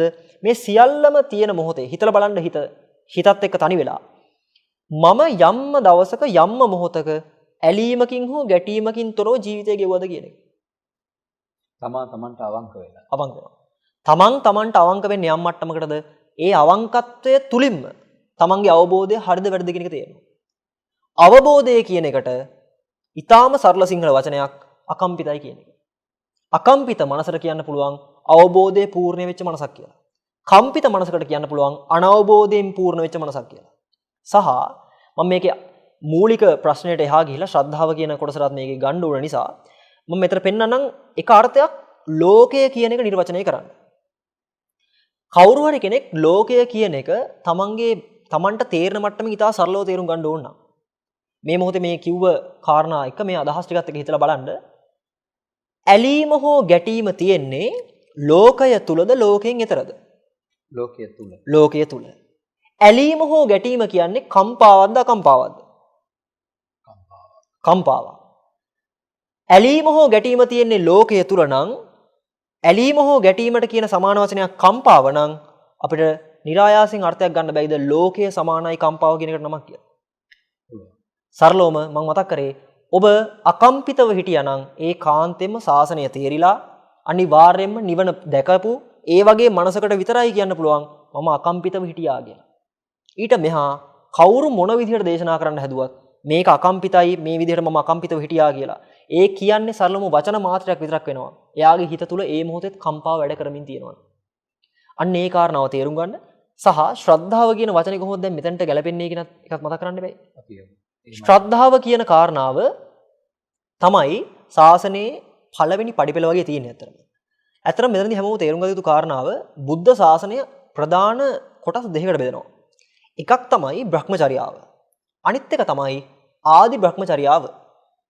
ආදි බ්‍රහ්මචර්යාවත් කියන්නේ සරලවම මේ ශාසනයේ තියෙන ප්‍රධාන කොටස් දෙක.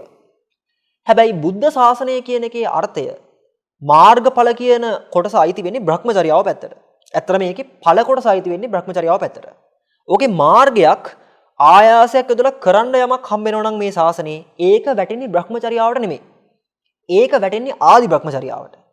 ආදි බ්‍රහ්මචර්යාව කියන එකේ අර්ථය තමයි බ්‍රහ්මචර්යාව වෙනුවෙන් වඩන්න ඕන, කරන්න ඕන, පුරවන්න ඕන ඒ ප්‍රධාන සුදුසුකම් ටික. ඒ හින්දා තමයි මම ඉස්සෙල්ලා මතක් කරේ බුද්ධ අනුශාසනාවේ බුදු පියාණන් වහන්සේලා මතක් කරන කාරණාව තමයි සියලු පවින් වැළකෙන්න. වැළකෙයි නෙමෙයි මම මේ නැවත මතක් කරන්නේ වැළකෙන්න. වැළකෙන්න කියලා බුදු පියාණන් වහන්සේලා දේශනා කරන එකේ අර්ථය අපි හෙව්වොත් වැළකෙන්න කියන්නේ අපේ ස්වභාවික ක්‍රියාවලිය තුල තියෙන්නේ පවට බර බව. පවට බර බව කියන්නේ ආයි නැවත කම්පාවට බර බව. පවට සමාන වචනයක් රාගය සහ ද්වේෂය. ඔය දෙකම දරන් ඉන්නේ මෝහය. මෝහය මේකේ නොකියුවට ඔබලා තේරුම් ගන්න මම මේකයි මතක් කරේ ඔබ යම් කෙනෙක් සපත කරනවා නම් මම රාගේනුයි ද්වේෂේනුයි තොරව යම් තරක හිටියා කියලා. ඒ කෙනා මෝහයත් විනිවිද දැකපු කෙනෙක් වෙන්න ඕනේ. අනිවාර්යෙන් දැන් කෙනෙක් තර්ක කරන්න පුළුවන් මම රාගය දැකලා තියෙනවා. මම ද්වේෂෙත් දැකලා තියෙනවා.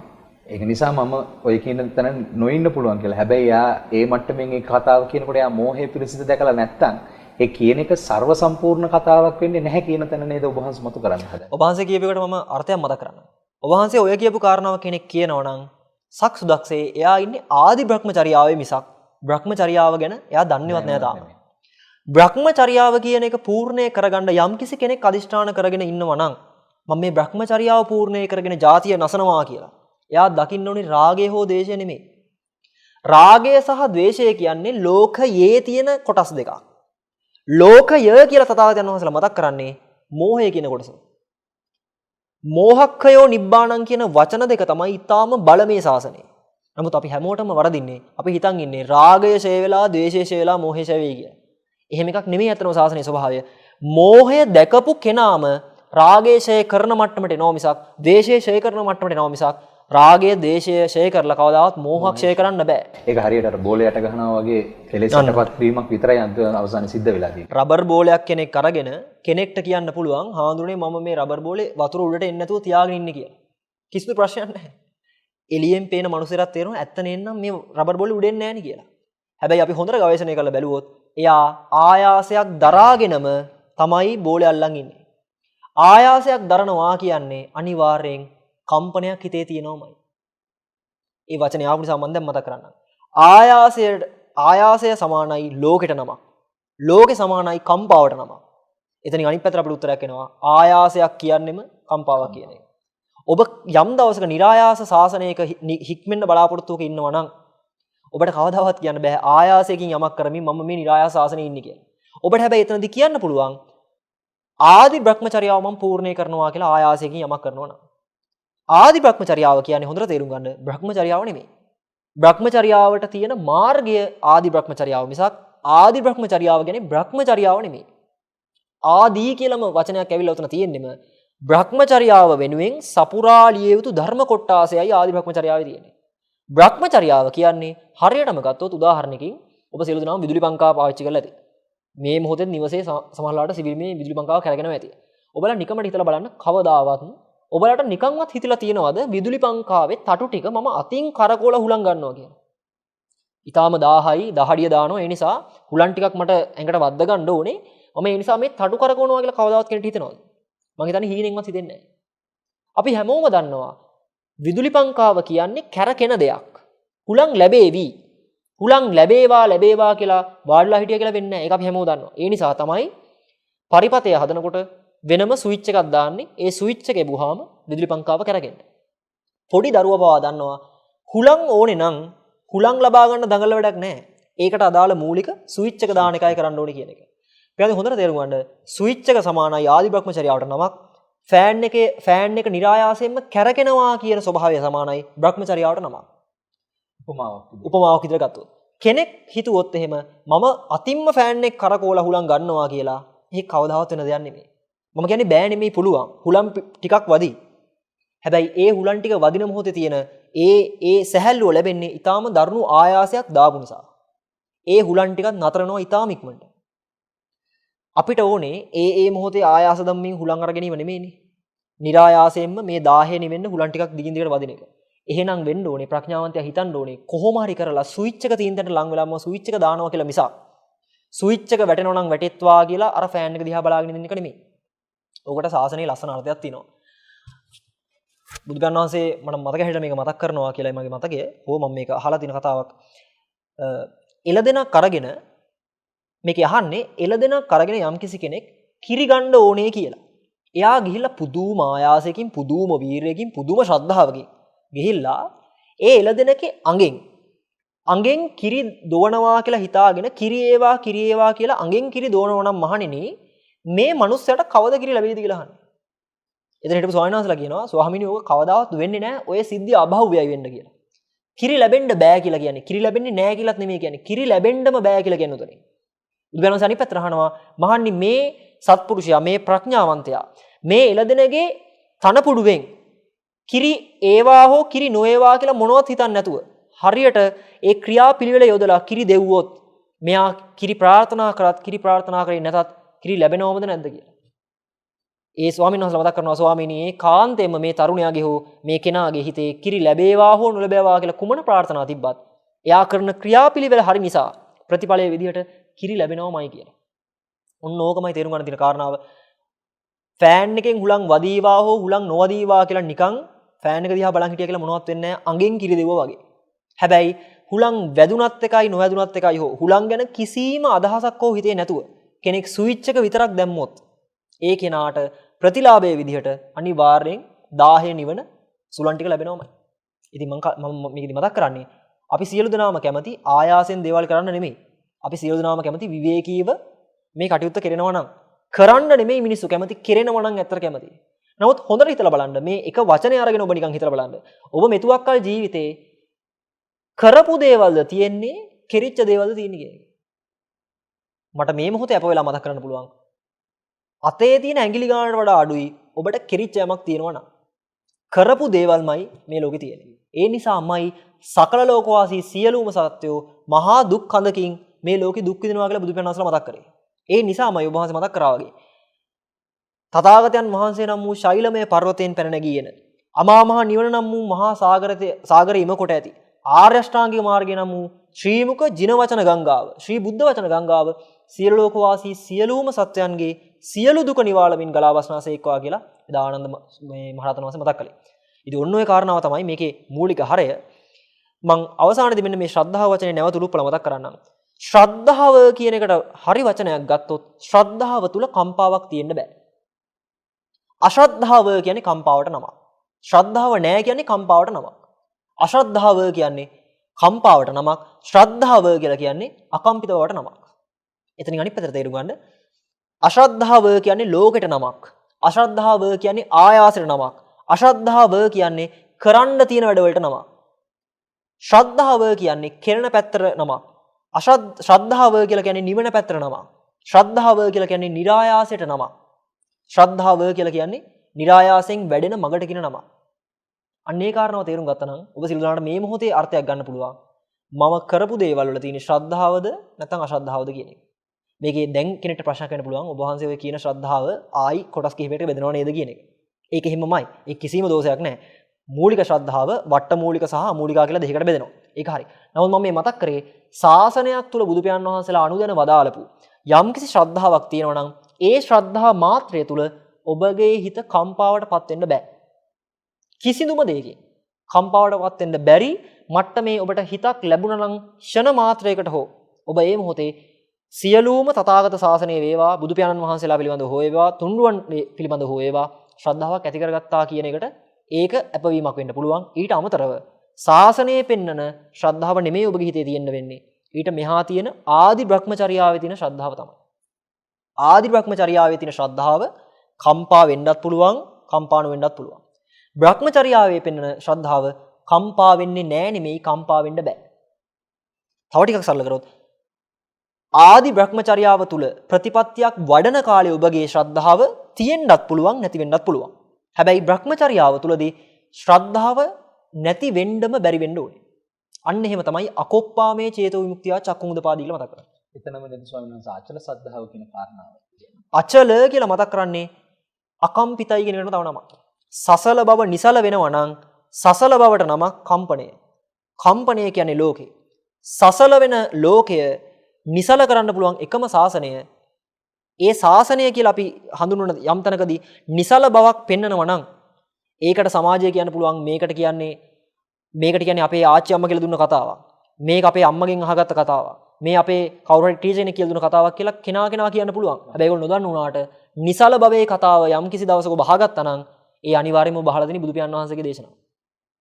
නිසල භව තුල තථාගතයන් වහන්සේලා වැඩ ඉන්නවා. සසල භව තුල තථාගතයන් වහන්සේලාට වැඩ ඉන්න බෑ. උන්වහන්සේලා වැඩ ඉන්නේ නෑ නෙමෙයි. සසල භව තුල තථාගතයන් වහන්සේලාට වැඩ ඉන්න බෑ. කෝප්‍ය වූ චිත්තය තියෙනවා, අකෝප්‍ය වූ චේතෝ විමුක්තියක් තියෙනවා. තථාගතයන් වහන්සේලා මතක් කරේ කම්පා වෙන සමස්ත ලෝක සත්වයාට අකම්පිත වෙන්න පුළුවන් ශාසනයක්. ඒ කිව්වේ සෙලවෙන ශ්‍රද්ධාව තියෙන ඇත්තන්ට අචල ශ්‍රද්ධාවට ගේන්න පුළුවන් ශාසනයක් තමයි තථාගතයන් වහන්සේලා ශාසනය කියලා මතක් කළේ. අන්න ඒ ශාසනයේ පෙන්වන ශ්‍රද්ධාව තමයි අචල ශ්‍රද්ධාව කියලා ඔබ වහන්සේ මතක් කරා වගේ අර්ථ දක්වන්න පුළුවන්. හොඳයි. මම හිතන්නේ අපේ ස්වාමින් වහන්සේ මේ කාරණාවට බොහොම හොඳ වටින ප්‍රවේශයක් ලබා ගත්තා. අපි මේ සාකච්ඡාවේදී විශේෂයෙන්ම බලාපොරොත්තු වෙන්නේ පින්වතුනි මේ බුද්ධ ශාසනය කියන තැන ඉන්නකොට මේ බුද්ධ ශාසනයේ තියෙන ගැඹුර අපි හැමදාම මතක් කරනවා වගේ මේ ශාසනය එන්න ගැඹුරු වෙනවා. ටිකෙන් ටික කෙනෙක් ඒ ගැඹුර තම තමන්ගේ නැනපමණින් අවබෝධ කරගන්න උත්සාහවන්ත වීමමයි වැදගත්ම කාරණාව. ඉතින් මේ කාරණාවට කෙනෙක් අවංකව ප්‍රවේශයක් ගන්නවා නම් ඒ ප්‍රවේශයක් අරන් ඒ මාර්ගයේ යන්න කෙනෙක් උත්සාහවන්ත වෙනවා නම් ඒ උත්සාහවන්ත වෙන හැම කෙනෙක්ම ස්වාමින් වහන්සේ කලින් සඳහන් කළ පරිදි මේ ස්වාමින් වහන්සේ මෙහෙම කිව්වනේ අර ස්වාමින් වහන්සේ මෙහෙම කියලා තියෙනවනේ මේට කලින් වැඩසටහන් වල ස්වාමින් වහන්සේලා මෙහෙම කියලා තියෙනවනේ අර ගිහි මහත්තයා මෙහෙම කියලා තියෙනවනේ අර බණ කියපු හාමුදුරුවෝ මෙහෙම කියලා තියෙනවානේ කියන තැනට එන්නේ නැතිව අපිට පුළුවන් නම් අපේ ඇතුළෙන්ම මේ කාරණාව විමස ගන්නට මම හිතන්නේ ඒ විමසීමේ ඥානය අවදි කිරීම තමයි අප හැම කෙනෙක්ම බලාපොරොත්තු වෙන්නේ සිදුවිය යුත්ත සහ අප විසින් මේ මාර්ගය අවබෝධ කරගන්න යාමේදී අප මතු කරගත යුතු කාරණාවත් එයමයි. ඒක නිසා තථාගතයන් වහන්සේගේ දේශනාව අපට දැනෙන විදිහට මේ කාරණාව සාකච්ඡා කරනකොට විශේෂයෙන්ම මේ වෙලාවේ මතක් කරගන්න ඕනේ කාරණාවක් තියෙනවා. තථාගත ශාසනය කියලා කියන්නේ හරියට දැලිපිහියක් වගේ. මේක අපි මේ වෙලාවේ ඉදිරිපත් කරන යම්කිසි උපමාවක් මේ කාරණාව පෙන්වලා දෙන්න. ඒ දැලිපිහියෙන් කෙනෙක්ට බෙල්ල කපා ගන්නත් පුළුවන්, කෙනෙක්ට රැවුල කපා ගන්නත් පුළුවන්. එතකොට මේ ශාසනය කියන තැන හරියට අවබෝධ කරගත්තේ නැත්නම් කෙනෙක් මේ ධර්ම මාර්ගය නැත්නම් මේ කතා කරන කාරණාවන් හරි විමසීමේ බුද්ධියකින් යුක්තව මධ්‍යස්තව යමෙක් ප්‍රඥා ගෝචරව මේක නොදැක්කොත් මේක තව ස්වාමින් වහන්සේ කෙනෙක් කියන නිසා තව කෙනෙක් කියන නිසා මේක දකින්න යනවා නම් නැත්නම් තමන් ගාව තියෙන දෘෂ්ටියකට ගලපගෙන දකින්න යනවා නම් මේ කියන කරුණු කාරණාවන් නිසා අපි අසරණ වෙන්න පුළුවන්. ඒක නිසා මේ කියන කාරණාවන් කිසිවක් ප්‍රතික්ෂේප කරන්නත් එපා පිළිගන්නත් එපා. නිරන්තරයෙන් මධ්‍යස්ථ තැනක ඉඳලා විමසමින් මේ සාකච්ඡාව ශ්‍රවණය කරන්න. මොකද ධර්මයේ තථාගතයන් වහන්සේ මජ්ක්‍ධිම නිකායේ අලගද්දූපම සූත්‍රයේ පෙන්වන ආකාරයට උපමා කරන්නේ සර්පයාට. එතකොට මේ සර්පයාත් එක්ක ගනුදෙනු කරනකොට සර්පයෙක් එක්ක ගනුදෙනු කරන්නේ යම්සේද ඒ ආකාරයෙන්ම අපි මේ ධර්මයත් එක්ක ගනුදෙනු කරනකොට හරි පරිස්සම් වෙන්න ඕනේ. එසේ පරිස්සම් සහගත වීම අත්‍යවශ්‍යයි විශේෂයෙන්ම මේ ධර්ම මාර්ගය විවර කර ගැනීමේදී සාකච්ඡා කිරීමේදී.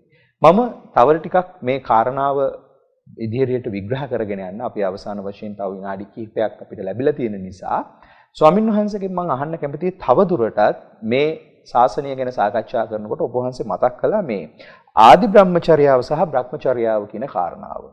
මම අහන්න කැමතියි ඔබ වහන්සේගෙන් මේ බ්‍රහ්මචර්යාව කියන තැන සම්පූර්ණ කරගන්න ආදි බ්‍රහ්මචර්යාවේ තියෙන දායකත්වය මොන වගේ එකක්ද? මේක කොහොමද අපි විග්‍රහ කරගන්නේ? ඒ කාරණාවට කලින් ඔබ වහන්සේ මතක් කරපු කාරණාව මම පොඩ්ඩක් තව අර්ථ දක්වන්න හිතුවේ. අපි තේරුම් ගත යුතු මූලික කාරණාවක් තියෙනවා. සාමාන්‍යයෙන් බුදු පියාණන් වහන්සේ නමක් වේවා ලෝකයෙන් එතරට ගිය මනසක් දරාගත්ත උත්තමයෙක් කවදාවත් වචනයක් පිට කරන්නේ නැහැ අර්ථයක් නැති මට්ටමේ. අලගද්දූපම උපමාව මට හැමදාම හිතලා තියෙන කාරණාව තමයි අද සමාජයේ අරන් තියෙන ඊටාම ලෙහෙසියට ඊටාම සහැල්ලුවට ලක් කරලා. ඔව්.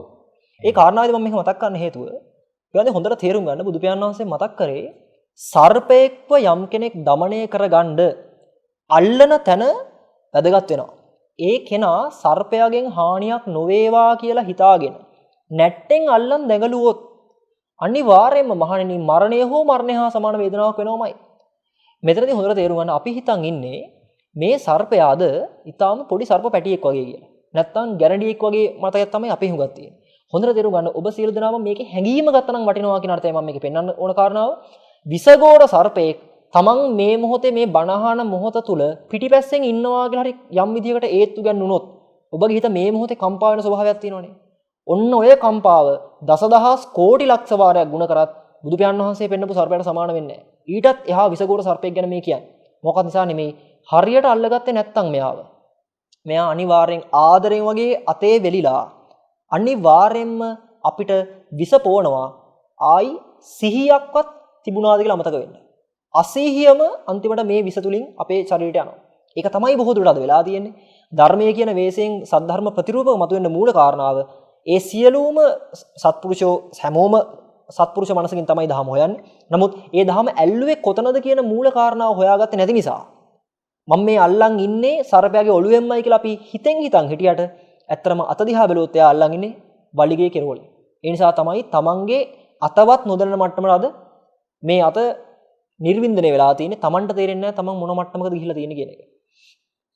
ඔබ වහන්සේ ආපු ප්‍රශ්නට යමු වුණොත් ආදි බ්‍රහ්මචර්යාව සහ බ්‍රහ්මචර්යාව කියන කාරණාව පෙළදහමේ පෙන්වන ඊටාම රමණීය සූත්‍රයක් තියෙනවා. ඒක තමයි ආදි බ්‍රහ්මචර්ය පරිඤ්ඤා සූත්‍රය කියන කොටස.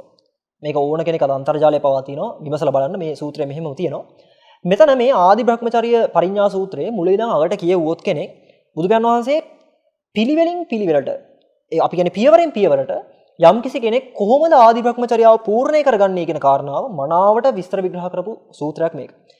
ඒ කාරණාව ඔබට හොයන්න කියලා මම මේ මොහොතේ ආරාධනා කරමින් මේක ඊටාම සරල අදහස කාලයලාත් එක්ක මම විස්තර කරලා දෙන්නම්. සාමාන්‍යයෙන් මෙන්න මේක තේරුම් ගන්න. බුදුපියාණන් වහන්සේලා මතක් කරන්නේ දේශනාව තුළ ဒုတိ ය සාරිපුත්ත සූත්‍ර ආදී සූත්‍ර දේශනා ගත්තොත් සහ විභංග ප්‍රකරණයේ ආදී සියලුම කොටස්වල දර්ශනයෙන් ප්‍රහාණය කරගන්න ඕන කෙලෙස් කොටාසයක් පෙන්වනවා සාසනේ. ඒ දර්ශනයෙන් ප්‍රහාණය වෙන දෘෂ්ටිය ගැලවෙන මට්ටමකට කෙනෙක්ගේ හිතපත් වෙන්නේ බුදුපියාණන් වහන්සේලා මතක් කරේ කල්යාණ මිත්‍ර සංසේවනයත් සද්ධර්ම ශ්‍රවණය කියන බාහිර ප්‍රත්‍ය ලැබෙන්න ඕනේ. ධම්මානුතුම ප්‍රතිපදාවත් යෝනිසෝ මනසිකාරයත් කියන අභ්‍යන්තර මූලික පිළිවෙතත් පිරෙන්න ඕනේ. මෙතනදී මෙන්න මේක හොඳට තේරුම් ගත්තොත් මට හිතෙනවා ඔබ සියලු දෙනාටම මේ ආදි බ්‍රහ්මචර්යාව ගැන අර්ථයක් ගන්න පුළුවන් කියන කාරණාව. නිකමට හිතලා බලන්න වික්ෂිප්ත වෙච්ච මනසකින් කම්පාවකින් ඉන්න මනසකින් එහෙ මෙහෙ දුවන හිතේ බොහෝ කතා බහ කෙරෙන මනසකින් ඔබට පුළුවන් ද ධර්මයේ පසකින් තැබේවා සාමාන්‍ය මිනිස්සෙක් කියන අදහසක්වත් පැහැදිලිව ශ්‍රවණය කරගන්න. කවදාවත් බෑ. ඒක ඊටාම අමාරුයි කටෝරයි. ඔබ යම් දවසක ඔබ හිතට දරාගත්ත මට්ටමේ අදහසක් ඔබ ගත්තා නම් ඒ ගත්ත මොහොතේ ඔබ ඊටාම මනාවට ශ්‍රවණය කරලා තිනවා කියන කාරණාව මුලින්ම තේරුම් ගන්න ඕනේ. මනාවට ශ්‍රවණය කරන්න නම් තමන්ගේ හිතේ තියෙන නොවැදගත් තමන්ට කිසිම වාසියක් නැති කිසිම ලාභයක් නොවන අලාභයක්ම සිදුවෙන යම් අරමුණු මට්ටම පවා අපි ඊටාම සාමකාමීව පාලනය කරගත යුතු නැද්ද කියන කාරණාව හිතන්න ඕනේ. ඒ කියන්නේ අපි නිකම්ම ගත්තොත් දරුවෝ, ස්වාමියා, භාර්යාව, අම්මලා තාත්තලා ආදී වශයෙන් බාහිර වගකීම් පොඩ්ඩක් පසකින් තියෙනවනේ බණක් අහන්න හැමෝම යනකොට. එතකොට gedara වෙන දේ සම්බන්ධයෙන් එච්චරම අපිට ගැටලුවක් නැහැ. මොකද අපි දන්නවා මේ බණ අහන්න ආවේ කියන එක. නමුත් මෙතනදී අපිට හැමෝටම මතක වෙන කාරණාව අපේ බාහිරින් නම් අම්මලා තාත්තලා නංගිලා මල්ලා කවුරුත් මේ මොහොතේ නෑ තමයි. බණක් අහන්න තමයි ආවේ. හැබැයි හොඳට හිතලා බලන්න තමන්ගේ හිතේ තාම අම්මා මොනවා කරනවද තාත්තා මොනවා කරනවද දරුවෝ කාලාද බීලාද කියන කාරණාව හිතේ යනවනම් ඒ කෙනා මේ මොහොතේ අතින් දරුවා අල්ලන් හිටියේ නැති වුණාට හිතෙන් දරුවා අල්ලන් ඉන්නේ. බුදුපියාණන් වහන්සේලා මුලින්ම මතක් කරා වගේ උන්වහන්සේලා මතක් කරේ ශරීරයේ හෝ වෙන මොකකවත් පාරිශුද්ධත්වයක් නෙමෙයි. උන්වහන්සේලා මතක් කරේම හිත පිරිසිදු කරගන්න කියලා. මෙතනදී මම මේ මතක් කරන ආපු කාරණාව බණක් හෝ යම් කිසි දෙයක් විමර්ශනාත්මකව ප්‍රඥාවෙන් අහන්න කෙනෙක් බලාපොරොත්තු වෙනවා නම් ඒ කෙනාට තියෙන උන පළවෙනි සුදුසුකම හිතේ තියෙන නිර්වුල් බව. හිතේ තියෙන නිර්වුල් බවට කියන්න පුළුවන් පාලි වචනයක් නැත්නම් ශාසනීය වචනේ තමයි සම්මා සමාධිය කියන එක. දැන් කෙනෙක්ට ප්‍රශ්නයක් එන්න පුළුවන් ලෝකෝත්තර සම්මා සමාධියද ලෞකික සම්මා සමාධියද කියන එක. මම උතනින්ම පෙන්නන්නම් මේකේ අර්ථය. මම මතක් කරා මුලින්ම ආදි බ්‍රහ්මචර්යාව කියන තැන ආයාසයක් තියෙනවා. ලෞකික සම්මා සමාධිය කියලා පෙන්නකොට සම්මා සමාධියට කලින් කියවෙච්ච වචන තමයි ලෞකිකයි කියන එක. ලෞකික කියන එකේ සරල සිංහල වචනේ ලෝකය කියන එක. ලෝකය තුල සම්මා සමාධිය පවත්වනවා කියන්නේ ආයාසයක් දාලා කරන්න ඕන දෙයක්. ආදි බ්‍රහ්මචර්යාව පෙන්වන්නේ ලෝකේ පැත්තට. බ්‍රහ්මචර්යාව පෙන්වන්නේ ලෝකෝත්තර පැත්තට.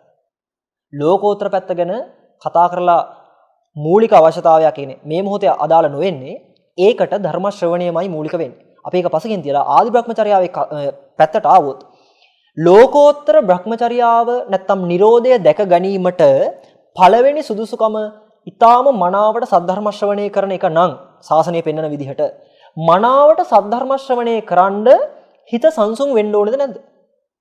හිත සංසුන් වෙන්න ඕනේ. හිත සංසුන් වෙනවා කියන එකට නම තමයි සම්මා සමාධිය. තමන්ගේ ඉන්න මොහොතේ මනාවට හිත පාලනය කරගෙන ඒ කියන්නේ මොකද්ද කියන එකට ඊටාම තීව්‍රව කණ යොමු කරනවා නම් මේ කියන්නේ මොකද්ද කියන ප්‍රශ්නෙන් යොමු කරනවා නම් කන එයා තීව්‍ර සම්මා සමාධියක මේ මොහොතේ හිත ගනුදෙනු කරනවා. බොහෝ දුරට සමහර පින්වතුන්ට මේකේ අත්දැකීම තියෙන්නත් පුළුවන්. සමහරවිට සාකච්ඡාවලදී මට ආපු අත්දැකීම් විස්තරات එක්ක සමහර පිරිස කියලා තියෙනවා.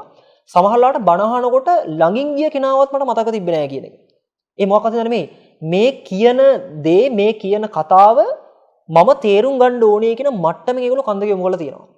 එතනයි තේරුම් ගන්න gedara වටපිටාව ලෝකේ තත්ත්වේ තමන් හිටියේ කොහෙද ඉන්නේ කොහෙද ආදී සියලුම කතන්දර පැත්තකින් තියලා තමයි මේ මොහොතේ මේ මට්ටමින් සමාධියක් තමන්ගේ හිතේ නගා ගන්න වෙන්නේ.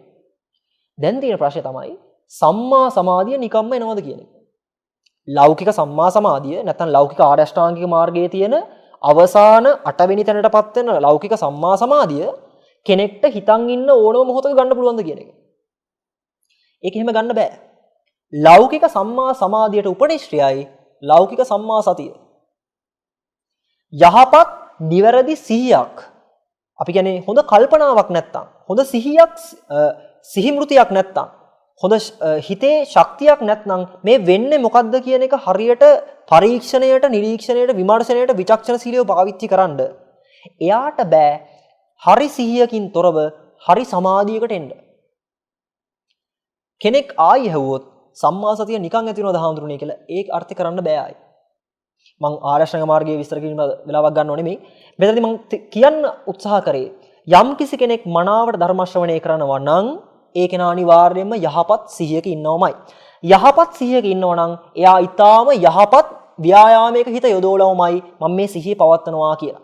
ඒකට කියන්න පුළුවන් වුණා සම්මා වායාම කියලා. නිවැරදි වෑයමක් හිත තුළ යෙදෙන්න නම් එයාගේ ජීවන වෘත්තිය යහපත් වෙලා තියෙන්න ඕනෙමයි. කාගෙන්වත් ලෝකේ අපවාද උපවාද වලට අහු නොවන ਸਰව සාධාරණව ජීවත් වෙන සියලු දෙනාට යහපතක් කරන්න පුළුවන් මට්ටමේ රැකී ආරක්ෂාවක් කරන මට්ටමකට එයාගේ ජීවිතේ පත් වෙලා තියෙන්න ඕනේ. මෙතෙන් තේරුම් ගන්න මම මේ රැකී ආරක්ෂාව කියලා මතක් කරේ රැකියාව කියන එකේ අර්ථය තමයි රැකියාව කියන එකේ අර්ථය රැකෙන්න කරන දේ. රැකියාව කියන්නේ කෙනෙක්ගේ රැකියාව වෙන්න පුළුවන් අපි නිකමට මතක් කරොත් බෙහෙත් දෙන එක දොස්තර කෙනෙක්. කෙනෙක්ගේ රැකියාව වෙන්න පුළුවන් ගෙදර උයන එක. මේ රැකියාව කියලා මම මතක් කරේ ගැඹුරු අර්ථයකට තමන්ගේ ජීවිතේ යම් විදියකට රැකගන්න තමන් යම් දෙයක් කරනවා නම් ඒක රැකියාවක් මට්ටමේ තියෙන්නේ. අද අපිට පැටලලා තියෙන රැකියාව කියලා මේ සාමාන්‍ය ජීවිතේ වෙන රැකියාව. ඒක නෙමෙයි මම මේ මතක් කරේ. යහපත් ජීවන චර්යාවක් යහපත් රක්ෂාවකින් තොරව ඒ කෙනාට බෑ යහපත් ව්‍යායාමයකින්. මම මේකේ අනුපිළිවෙලින් ආරෂ්ඨාංග මාර්ගය මතක් කරනවා නෙමෙයි මම මේ නැවත මතක් කරන්නේ. යහපත් ජීවන චරිතයක් පවත්ව ගන්න නම් එයා යහපත් විදිහට කාය කර්ම කරන්න ඕනේ. යහපත් විදිහට කාය කර්ම කෙරෙන්න නම් එයා යහපත් විදිහට තමන්ගේ වචනය හසුරවන්න ඕනේ. ඒකට නොකිය කියන්නේ සම්මා වාචා කියන එක. සම්මා වාචාව තමන් තුළ වැඩෙන්න නම් අනිවාර්යෙන් සම්මා සංකප්පය තියෙන්න ඕනේ. ඒ කියන්නේ යහපත් සිතුවිල්ල නිරන්තර තමන්ගේ චිත්ත මූලයේම තියෙන්න ඕනේ.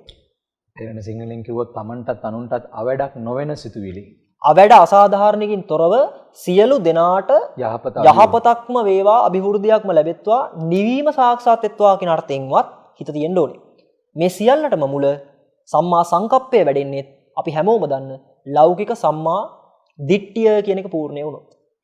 යහපත් දැකීම නැත්තම් හොඳ දැකීම ඕනම වචනකින් මේක මතක් කරන්න පුළුවන්. එක එක ආකාර අර්ථත් මේවා තියෙන නිසා කෙසේ වෙතත් හැමෝටම තේරෙන විදිහට තමන්ගේ හිතට තේරෙන විදිහට මම මේක මතක් කළොත් තමන් තුළ තියෙන දැක්ම නිසා තමන්ට හෝ අනුන්ට හෝ යම්ම විදිහකට අසාධාරණයක් වෙනවා නම් ඒකට කියන්නේ සම්මාදිට්ඨිය නෙමෙයි මිච්ඡාදිට්ඨිය. තමන්ගේ තියෙන ආකල්පය තමන්ගේ තියෙන දැක්ම නිසා තමන්ටත් අනුන්ටත් යහපතක් වෙන මට්ටමේ දැක්මක් නම් ඔබට තියෙන්නේ. ඔබ ඉන්නේ සම්මාදිට්ඨියක ලෞකික සම්මාදිට්ඨියක. ඒක ලෝකෝත්තර නෙමෙයි. ලෝකෝත්තර සම්මාදිට්ඨිය ලැබීම වෙනුවෙන් තමන් ලෞකික සම්මාදිට්ඨියේ පිහිටන්නම ඕනේ. මම නැවත මතක් කරේ වචනේ බර කරලම පිහිටන්න ඕනි මිසක් පිහිටේවි නෙමෙයි. ලෝකෝත්තර සම්මා දිට්ඨිය පිහිටන එක. ඒක નિરાයාසයෙන් පිහිටෙනවා සද්ධර්ම ශ්‍රවණය හරියට වුණොත්. හැබැයි සද්ධර්ම ශ්‍රවණය කර ගැනීම වෙනුවෙන් අපිට ලෞකික සම්මා දිට්ඨිය පූර්ණ කරගන්න ඕනේ. ඒ වචන තුලම හැංගීම ආවනම් ලෞකික සම්මා දිට්ඨිය පූර්ණ කරගත යුතුයි. එතනින් තමයි දසවස්තුක සම්මා දිට්ඨිය ආදී වශයෙන් පෙළ දහමේ ඊටාම රමණීය අදහස් වෙනවා. ඒක යම් දවසක අපිට කතා කරන්න පුළුවන් උතක් කතා කරමු. ඊළඟ සාකච්ඡාවේදී ඒක තවදුරටත් සාකච්ඡා කරන්න හැකියාවක් ලැබෙයි. එතනදී මම මූලිකව මතක් කරන්න ඕන කාරණාව අපි කළ යුතු දෙයක් තියෙනවා මේ ශාසනයේ කෙරවලට යන්න හිතන් ඉන්නවනම්. කෙරෙන කොටසක් තියෙනවා කෙරෙන දේවල් වලට කවුරුත් වික්ෂිප්ත වෙලා මට මේක කෙරෙන්න යන්නේ කියලා දඟලන්න දෙයක් නැහැ. ඒක කෙරෙන වැඩක්. කෙරෙන වැඩේ වෙනුවෙන් කරන්න යමක් ඔබට තියෙනවා නම් ඒක නොපිරිහෙලා කරන්න. Tamanට නොපිරිහෙලා කරන්න ලැබෙන දේ මම මේක කරනවාමයි මේ කරන දෙයින් මට මෙන්න මේ වගේ ප්‍රතිලාභයක් ලැබෙනවාමයි කියලා Tamanගේ හිතේ බින්දු මාත්‍රිය හෝ විශ්වාසයක් ආවනම් ඒ මට්ටමින් එයා ශ්‍රද්ධාව කියන එකට ලං වුණා කියලා යන්තම් කියත හැකියි. ලෝකෝත්තර ශ්‍රද්ධාවට. ඒ ලෝකෝත්තර ශ්‍රද්ධාව වෙනුවෙන් Taman ලං උනේ ලෞකික ශ්‍රද්ධාව ඉහළින්ම තියාගෙන කියන කාරණාවත් සියලු දෙනාම මතක තියාගන්න ඕනේ. මූලිකවම Tamanගේ හිතේ ශ්‍රද්ධාවක් නැතුව Tamanට ලෝකෝත්තර ශ්‍රද්ධාවක් ගන්න බෑ. මම මේකෙදි මේ ළඟදි වෙච්ච සිද්ධියක උපමාවක් මම කියන්නම්. මේක ඇත්තටම මාත් එක්ක කතා කරපු කෙනෙක් කියපු කාරණාව. ඒ කෙනා මට කිව්වේ ඒ මහත්මයා මට මගෙන් ඇහුවේ "ඒ ස්වාමීන් වහන්සේ දැන් සියලු දෙනාම සිල් සමාදන් වෙලාම බණ අහන්න ඕනේද?" දැන් සියලුම ලොකු ස්වාමීන් වහන්සේලාගේ පටන් සියලුම ස්වාමීන් වහන්සේලා සාම්ප්‍රදායිකව ධර්ම දේශනාවට කලින් පංචශීල සමාදන් කරනවා, සමහර උත්තමීන්ට සිල් සමාදන් කරනවා, යම් කිසි සීලයක හික්මවනවා. මෙතනදී මේ අර්ථය ඔබට තේරෙයි මේක හරියට තේරුම් ගත්තොත්. ඒ කෙනාගේ ප්‍රශ්නේ තමයි ඇයි සිල් සමාදන් කරවලම බණ අස්සන්නේ? එතකොට මම අහපු කාරණාව සිල් සමාදන් කරන එක පැත්තකින් තියන්නකෝ. ඔබ සාමාන්‍යයෙන් බණ අහනකොට ඇවිද කමින් බොමින් සින්දුවක් කියමින් මුණමින් බණ අහනවද? මේ මහත්තයා ගත් කට්ටම කිව්වේ මම එහෙම කරන්නේ නැහැ හඳුනේ මම පුළුවන් තරම් විමසිල්ලෙන් යුතුව බණ අහනවා කියලා. සිල් සමාදන් වෙන එකේනුයි මේ මහත්තයා කියපු විස්තරේ අසමානතාවයක් ඔබ වහන්සේට පේනවද? නැහැ. ඇත්තම සීලයෙන් කරන්නේ කයයි වචනයයි හික්මවන එක. සිල්වතකින් කරන්නේ. අර මහත්මයා සිල් ටික කටින් සමාදන් නොවුනට එයා හිතෙන් සමාදන් වෙලා ඉඳලා තිනවා මම මේක හොඳට අහනවමයි කිය. ඉතින් කෙනෙක්ට හැකියාව තියෙන්න පුළුවන් සිල් ටික සමාදන් නොවි බණ අහන්න. හැබැයි හොඳට තේරුම් ගන්න අතලොස්සක ප්‍රමාණයක් සිල් සමාදන් නොවි බණ අහනකොට අනිත් සියලුම සත්වයන්ට සිල් ටික බලෙන් හරි සමාදන් කරලා වෙනවා හිත පොඩ්ඩක් සැහැල්ලු කරන්න. නැත්තම් කවුරුත් බණ අහන මට්ටමේද හොයාගන්න නැහැ. ඒ නිසා අර වගේ සමහරලාවට අර විශේෂ චරිත සමාජෙ ඉන්න පුළුවන්. ඒගොල්ලන්ට ප්‍රශ්නයක් වෙන්න පුළුවන් ඇයි සිල් සමාදන් කරවන්නේ කියන එක. හොඳට තේරුම් ගන්න. ඔබලා සිල් සමාදන් නොවුනට ඔබලා නොදන්නව වුණාට සිල් සමාදන් වෙලා තමයි බණ ටික අහන්නේ. සීලය කියන්නේ ඔබ සියලු දෙනාටම තේරලා තියෙනවා නම් වචන මාත්‍රේ නෙමෙයි කියන එක තේරෙනවනේ. සාමාන්‍ය සින්දුවක තියෙන වචනයි ඔය සිල් ටික නිකන් තාලයකට කියන කොටයි සමාන අර්ථයක් තියෙන්නේ. තමන්ගේ හිත හිස්නා. බුදුපියාණන් වහන්සේලා මතක් කරේ සිල් සමාදන් වෙන්න සිල් සමාදන් වෙලා කරන දේ ඊටාම සාර්ථක වෙනවා කියලා. මෙතනදී උන්වහන්සේලා මතක් කරේ සීල සමාදානයේ වෙන්න ඕනේ කටින් නෙමෙයි. වචනෙන් කියනකොට හිත තුල හැඟීමට බර කරන්න ඕනේ. බොහෝ දුරට අපිට අද වෙලා තියෙන්නේ සිල් ටික සමාදන් වෙන මට්ටමට එහා ගිහලා අපි නිකන් කටපාඩමින් කියනවා. ඒ නිසා තමයි ප්‍රඥාවන්තව හිතන කෙනෙක්ට එන්නේ ඇයි නිකන් මෙහෙම වචන විතරක් කියන සිල් ටික සමාදන් කරවන්නේ කියන එක. හොඳට දැනුම් ගන්න මේ ශාසනයේ වචන වලින් කියන සිල් නෙමෙයි තියෙන්නේ. පිහිටන සීලයක් මේ ශාසනයේ තියෙනවා. ඒ සීලය පිහිටන්නේ කටට නෙමෙයි. ඇඟට නෙමෙයි. කයට වචනෙට නෙමෙයි. කයයි වචනයයි පාලනය කරන හිතටයි ওই සීලය පිහිටන්නේ. ඒ අර්ථය දන්න උත්තමයන් වහන්සේලා නැත්නම් ස්වාමිපාදයන් වහන්සේලා නැත්නම් සත්පුරුෂයන් වහන්සේලා මේ ඊටාම දුක්ඛයකින් පීඩා විඳින සත්‍යෝ දැකලා මේ මිනිසුන්ට ධර්මය නොතේරුණත් මේ විනාඩි කිහිපයක් හරි මේ සීලයක හික්මුණොත් අනාගතයේ යම් දවසක ඕ ශාසනයක රැකවරණය ලැබෙනවා නේ කියන ආශිර්වාදයෙන් යුක්තව තමයි මේ සමස්ත සීල ප්‍රතිපදාව සමාදන් කරවන්නේ. මේ අපේ බෞද්ධ සංස්කෘතියේ මේ සියලු වැඩපිළිවෙල සකස් වෙලා තියෙන්නේ ඔස්සේ. ඒකමයි මම මුලින් මතක් කරේ. අපි පොඩි කාලේදී අම්මගෙන් ගුටි කන්න වෙයි කියලා බයට හරි. බුදුපියාණන් වහන්සේට පහනක් පත්තු කරා නම් තමන්ගේ තිබ්බ බත් පිඬක් හරි දානයකට දුන්නා නම් සියලු දෙනාම සිහිපත් කරගෙන තමන්ට ඊටාම ලෝකයේ ඉන්න ඊටාම ප්‍රඥාවන්ත සත්පුරුෂයෝ ගෙදර ඉඳලා තිනවා පොඩි කාලේ නම්. අම්මලා තාත්තලා නොදැනගෙන උනත් මේ කාරණාව ඔබ සියලු දෙනාටම කියලා දෙන්න ඇත්තේ ඒ අම්මලා තාත්තලාත් යම් දවසක කාගෙන් හරි සත්පුරුෂයෙක්ගෙන් අහගත්ත දෙයක්. ඔබලා මේ මොහොතේ නිකන් කල්පනා කරලා බලන්න අපේ අම්මා තාත්තා මට කියලා දුන්නේ යහපත් ජීවිතේ ජීවත් වෙන්න කියලා. සමහර වෙලාවට අපේ අම්මා තාත්තට ආච්චි සීයයි කියලා දුන්න හින්දා වෙන්න පුළුවන්. ආච්චි සීයාට කොහොමද මේ උත්තරය ආවේ කියලා අහුවොත් ආච්චි සීයයි හිටියොත් කියයි අපේ අම්මා තාත්තයි කියලා දුන්නේ හාමුදුරනේ කියලා. ඒ අම්මා තාත්තගෙන් ඇහුවොත් කියයි ඒගොල්ලන්ගේ අම්මලා තාත්තලා කියලා. නිකන් හිතලා බලන්න. ඕකේ කෙරවලටම ගියොත් මේ ශාසනයේ මුල් වෙච්ච බුදු පියාණන් වහන්සේලාගේ අනුශාසනාව අහගත්ත කෙනෙක්මයි අනිවාර්යෙන් මේ පණිවිඩය මේ પરම්පරාගතව බෞද්ධ සමාජය තුළට මුල් බැස ගන්න උදව් කරලා තියෙන්නේ. ඒ නිසායි මම මතක් කරේ මම මේ මතක් කරන්න ගියේ ඉපදීමෙන් කවුරුත් බෞද්ධ වෙනවා කියන්න නෙමෙයි. නමුත් ඔබ ඉපදිලා තියෙන්නේ යහපත් පරිසරයක් තියෙන තැනක නම් ඒක සමහරලාට ඔබ තොප්පියක් දාගෙන වෙන්න පුළුවන් ඉන්නේ.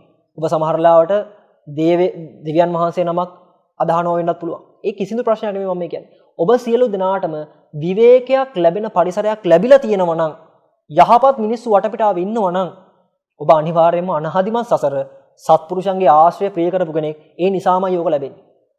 ඒක තේරුම් ගන්න. මොකද මම මේක මතක් කරේ කර්මය සහ විපාක තියෙනවා කියන කොටස ලෞකික සම්මාදිට්ඨියේ එකක්.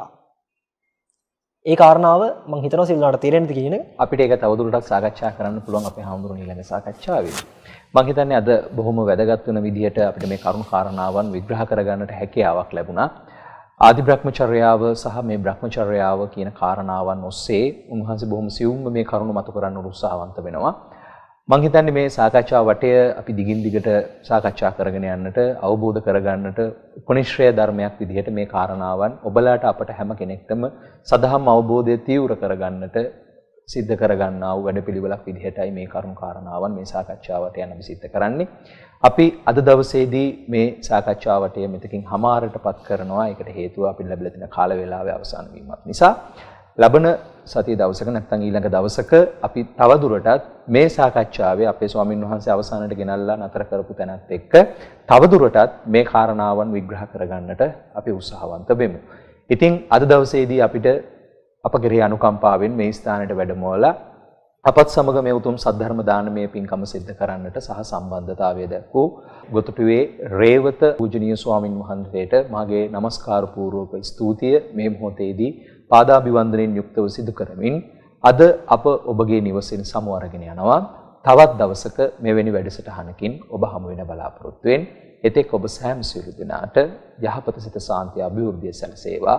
හැම දිනාටම උතුම් සද්ධර්ම අවබෝධයෙන් උතුම් නිවන් අවබෝධ වේවා කියන උතුම් අදහස පෙරදරි කරගෙන අද දවසේ අපි ඔබගේ නිවසින් සමුගන්නවා. හැම දිනාටම තෙරුවන් සරණයි.